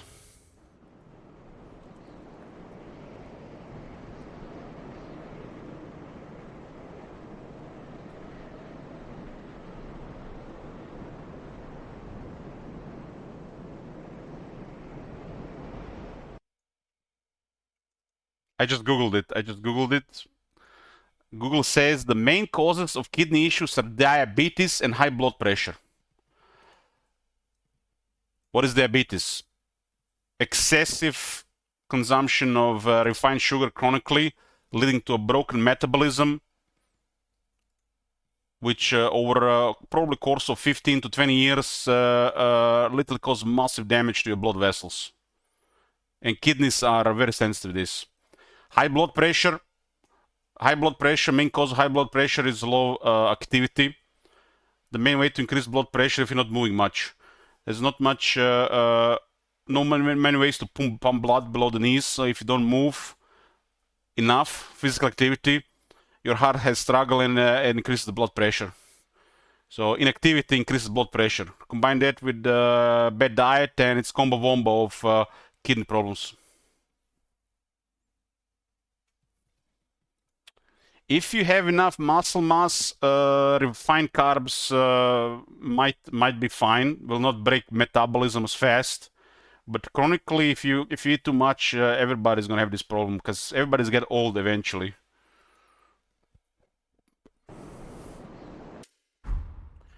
You just have to do this long enough, and your body just breaks. We were never meant to consume refined carbs. And don't mistake this with just real food, like whole foods. Whole foods. There's like so much whole foods you can eat, even some types of bread, that it's a different story. Refined carbs is the main issue. Mixed with anything refined really breaks your body. It will not break in a couple of years, but in 10 plus years it will happen. You just keep doing it every day, low physical activity, and the combo wombo of disease. That's the main cause of disease in the modern world. It's not carbs that are bad, Mr. C, it's refined carbs. Refined carbs, like minerals and vitamins for your metabolism to use them well, they metabolize too fast and deplete your body's vitamins and minerals, and your body starts lacking this and starts becoming resistant to this type of metabolism, and she starts to break. Like you buy some fruit, some grains, and you make some kind of meal out of it, mixed with some other fats and stuff. You'll have vitamins and minerals for your body to process these carbs. You buy something refined, I don't know, like a Mars candy or a Snickers candy or some cookies. There is no vitamins and minerals in there. Your body requires vitamins and minerals to process this. Over time, your body gets depleted of these vitamins and minerals, and it's a struggle to what to do with this type of energy. And shit starts to break in your body. If you just eat like, I don't know, cooked potatoes, perfectly fine. Think of it as vitamins and minerals is it's required to process the energy that you put in your body, like rice. Like rice, for example, doesn't have enough B vitamins, the refined rice, and you get sick if you just keep eating that. That's why they need to enrich it, enrich it with vitamins so you can process it properly. Yeah, if you have a normal diet and you add to it like I don't know, some ice cream or some candy, cookies occasionally, your body evens out. You might get a little bit extra weight on the belly, but should be normal. But if you do it chronically, it will just build up. People with more muscles can get away with more, but who has muscles anymore? Barely anybody exercises. If you have muscles in your body, you can process more sugar or more carbs. If you don't, it all turns into fat.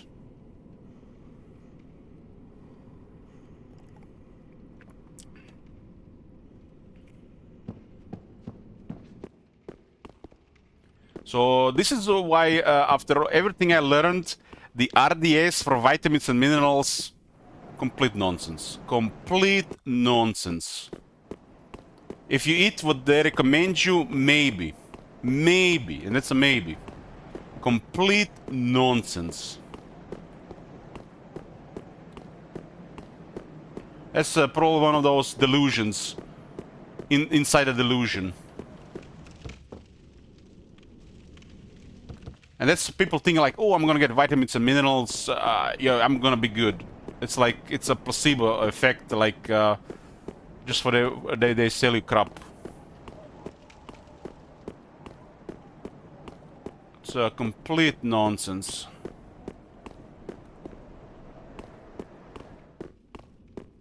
Your body doesn't need vitamins and minerals. It needs proper diet. And you have proper diet, you get all the vitamins and minerals you need. Like you eat eggs. Eggs have everything you need. You don't need any vitamins and minerals. You're gonna get everything you need to process eggs. And your body's not gonna miss anything. Just one example. That's why the eggs are so good. You eat rice, pasta, cereal. With the right, without the right B vitamins and some minerals, it will deplete your body from this stuff, and it will make you sick eventually.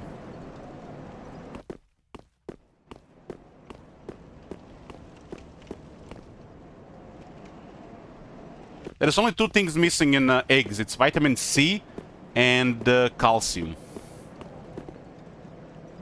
Only two things missing. Vitamin C and calcium. Vitamin C you need very little if you eat low carb. And calcium you get elsewhere. Because we don't need eggshells. Like a snake. Snake would swallow entire egg. And snake gets everything. But humans, they don't eat eggshells.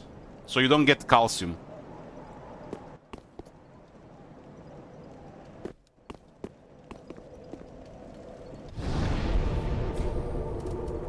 And when it comes to vitamin C, it depends what else you're eating. If you just eat eggs and meat, you don't need any vitamin C for anywhere else. You just have enough in the eggs and in the meat.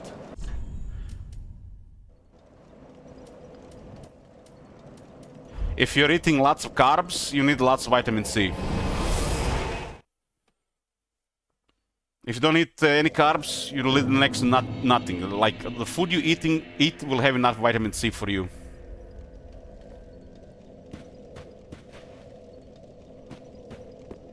Vegetables actually have more vitamin C than fruit feast. Like fruit have these vitamins and minerals, but it's get depleted because they also have to process the sugar in it. So fruit is balanced. You get what you need, very little extra, and everything just gets balanced. Like a banana has a lot of sugar, but has a lot of potassium, so it balances out.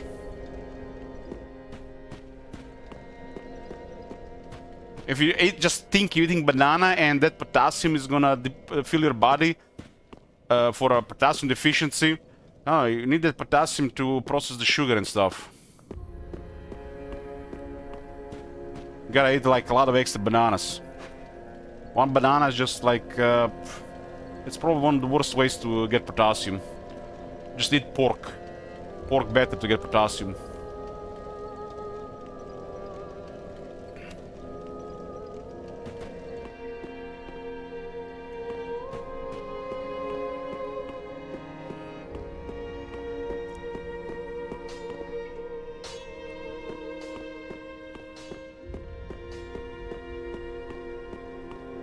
Yeah, but that's just the thing.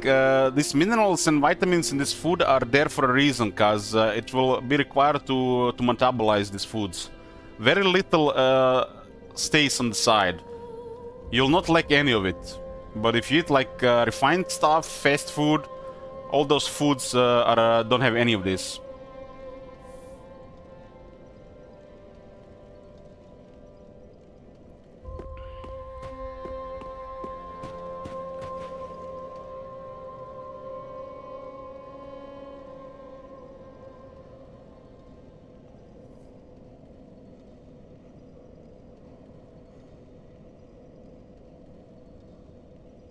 Yeah, potatoes are a complete protein, and they're very filling. but it's very little protein. Apparently your body can recycle 70% protein you have. 70%. If you're very healthy. So you need very little to survive for a while. But eventually if you just eat very little, it's going to get depleted. Problem with potatoes, they don't have any fats. So that's gonna be the problem in the long term.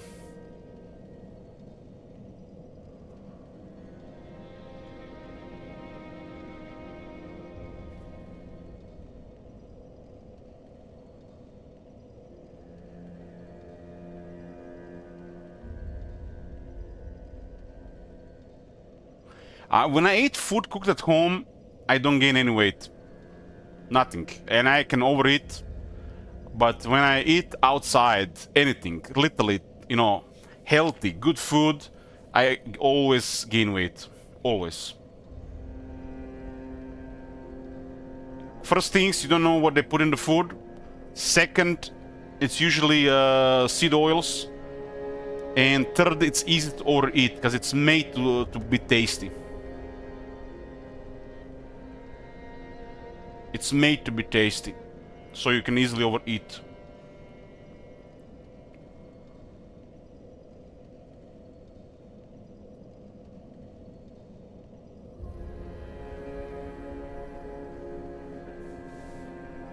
That's the number one thing for health. Learn to cook and cook your meals. That's probably my best advice for you guys.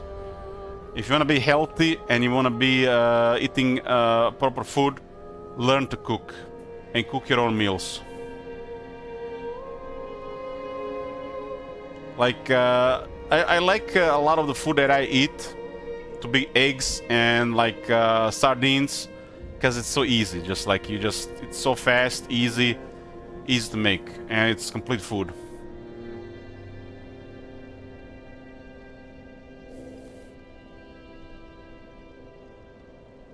It's not like a gourmet meal, so you can't overeat. You make a gourmet meal, well seasoned, spiced, multiple flavors, easy to overeat, even if it's good stuff. Eggs, sardines, impossible to overeat. Impossible.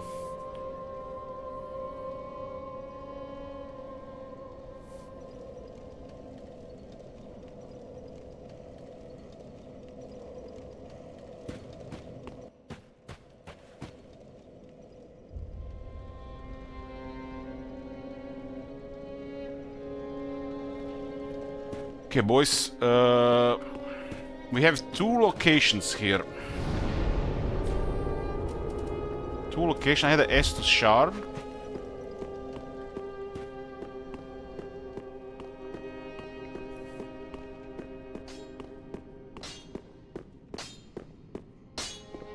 Ah, well met.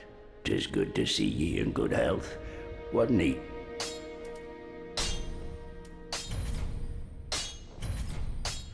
I have two locations right now. Let me just remember for the next time.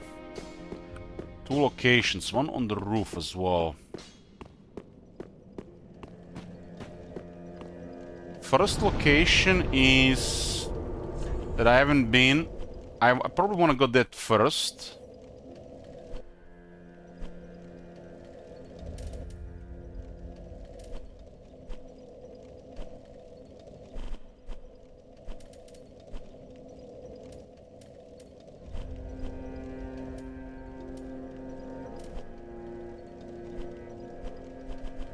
It's this one here. So this is the first one I haven't been to. At least to some kind of underground area.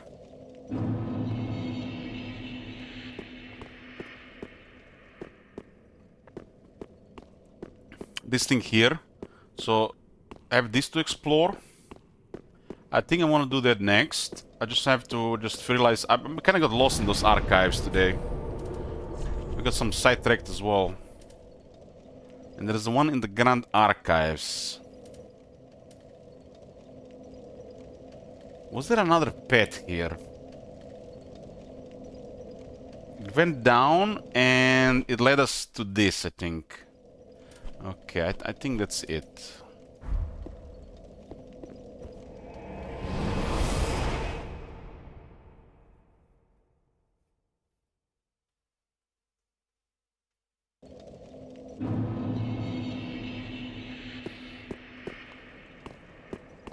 That's actually the wrong thing to look at it like this, Mr. C. Because you say like, I need to lose 5 kilos. You're not going to maintain that. You need to gain a couple of kilos of muscles. So you can do whatever you've been doing more optimally. Because losing weight and just go back to what you were doing, that never works. So, like a woman, for example, should gain like 2-3 kilos of muscles in a year. And this will basically make her eat a little bit more crap weekly. Without gaining weight. Just gaining weight and then losing weight, it's only gonna work if you're fasting regularly. So you need to mix it like indulging yourself with crap, like cookies, ice cream, chocolate and stuff like this. And then you have to have periods of time where we're fasting. But that's not ideal. Perfect thing would be probably a combination of gaining some muscles, just a couple of kilos, no big deal, and fasting and then indulging. But if you indulge all the time, you never fast, and you don't have much muscle, that's the worst combo. That's hell. You're never gonna lose weight. That's just torture. So you wanna fast from time to time. Indulge eventually, so it balances out. But most important of all, you want to gain some muscle. And if you gain a couple of kilos of muscles, you're not even gonna see it. You're not gonna see it, because it's gonna be under the skin, and it's gonna be on the bones. And once your bones get stronger, which are basically muscle, mineralized muscle, the rest of the body will gonna work better. So stronger bones, stronger core muscles, and then more muscles will come elsewhere. And only those third muscles will start to become, you know, visual things that people like worry about. You know, like, I don't want to be muscular. And like, it's just basically physical health. Like, it's not like muscles. You're gonna have muscles in your arms, legs. No, it's just like, these are just to function properly. First, your bones need to get the proper muscles, because they're basically bones are muscles. And then core muscles, so you can function properly, move properly. And only after you have that sorted, you can gain some muscles elsewhere. And this is a process that takes years. Years. You're not gonna gain this overnight.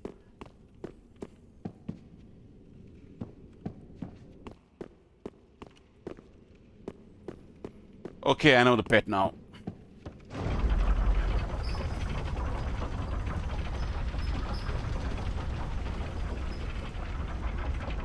Like, you can start lifting weights and you're not gonna see any results for probably a while. But it doesn't mean nothing is happening. Your bones are getting stronger, your core strength is getting stronger. And that's the important stuff. So you can actually stay healthy as you age. And then the crap you're eating will get processed a little bit better.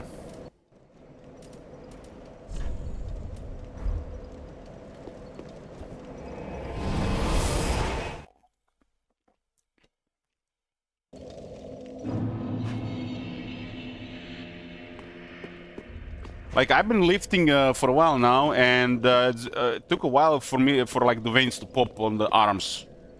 And I'm still overweight. Like, I'm a little actually gaining a lot of weight in the last 3 months. But in the recent years, since I switched to heavier weights, veins have started popping. And the core strength and the posture better than ever.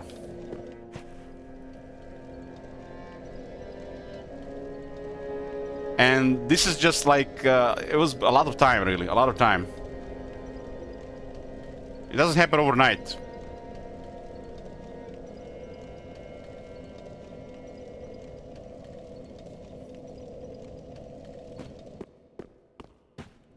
Welcome home, Ashen One. Speak thine heart's desire. Heart's desire. You don't want to hear it. Very well. Then touch the darkness within me. Take nourishment from these sovereignless souls.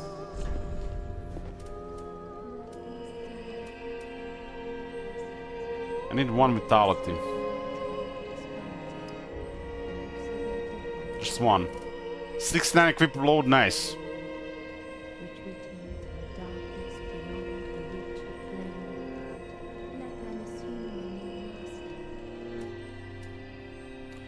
I think with the weights, the main issue is people are not doing enough.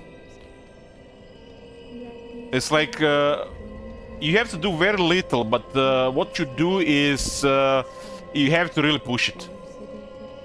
Like you're doing like I don't know, you're doing set to failure, and let's say you're starting to fail, it's starting to be really hard after like I don't know, 15 repetitions. Like you need like 3 more. Those 3 more are like the critical for progress. So if after 15 it becomes so hard, they just give up, like most people. Like you want to do 3 more. If you can find the way to do 3 more after those 15, that's gonna be the most progress you can do. But most people just going to give up when it gets that really hard, or they're just gonna like, I'm gonna do 15 every time. That doesn't work like that. You have to increase the weight, and it has to be really hard towards the end, like really hard. Like your muscles gonna be so tense, you're gonna barely lift it. It's like you feel like you're just gonna drop it from your. It's gonna drop.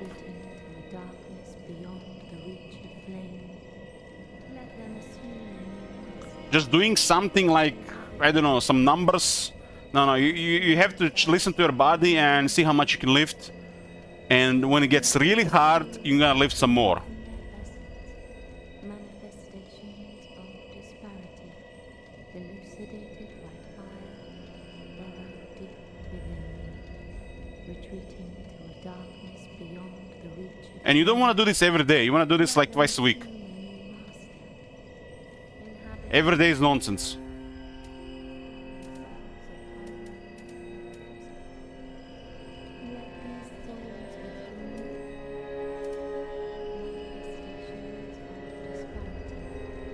Well, I'm talking, answering Mr. C's plateau thing. the darkness beyond the reach of flame. Let them assume a new master, inhabiting ash.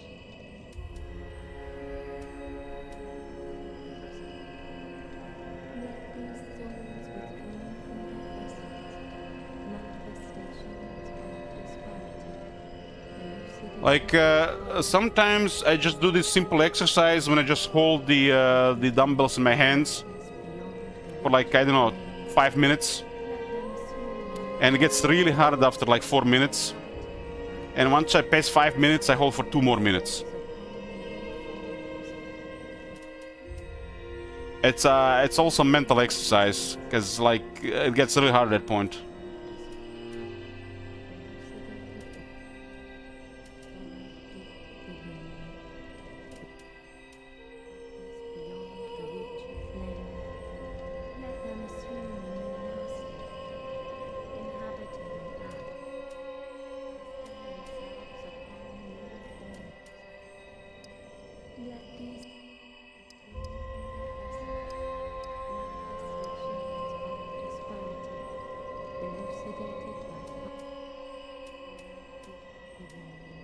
It's plus 3.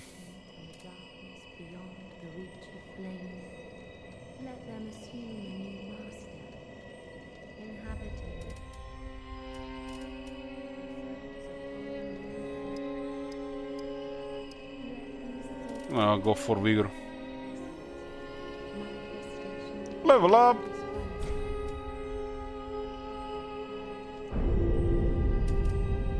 It's not much.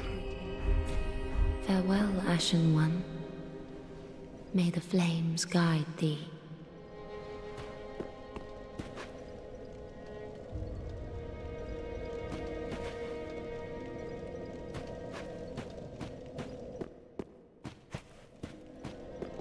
Okay, boys, we're switching games.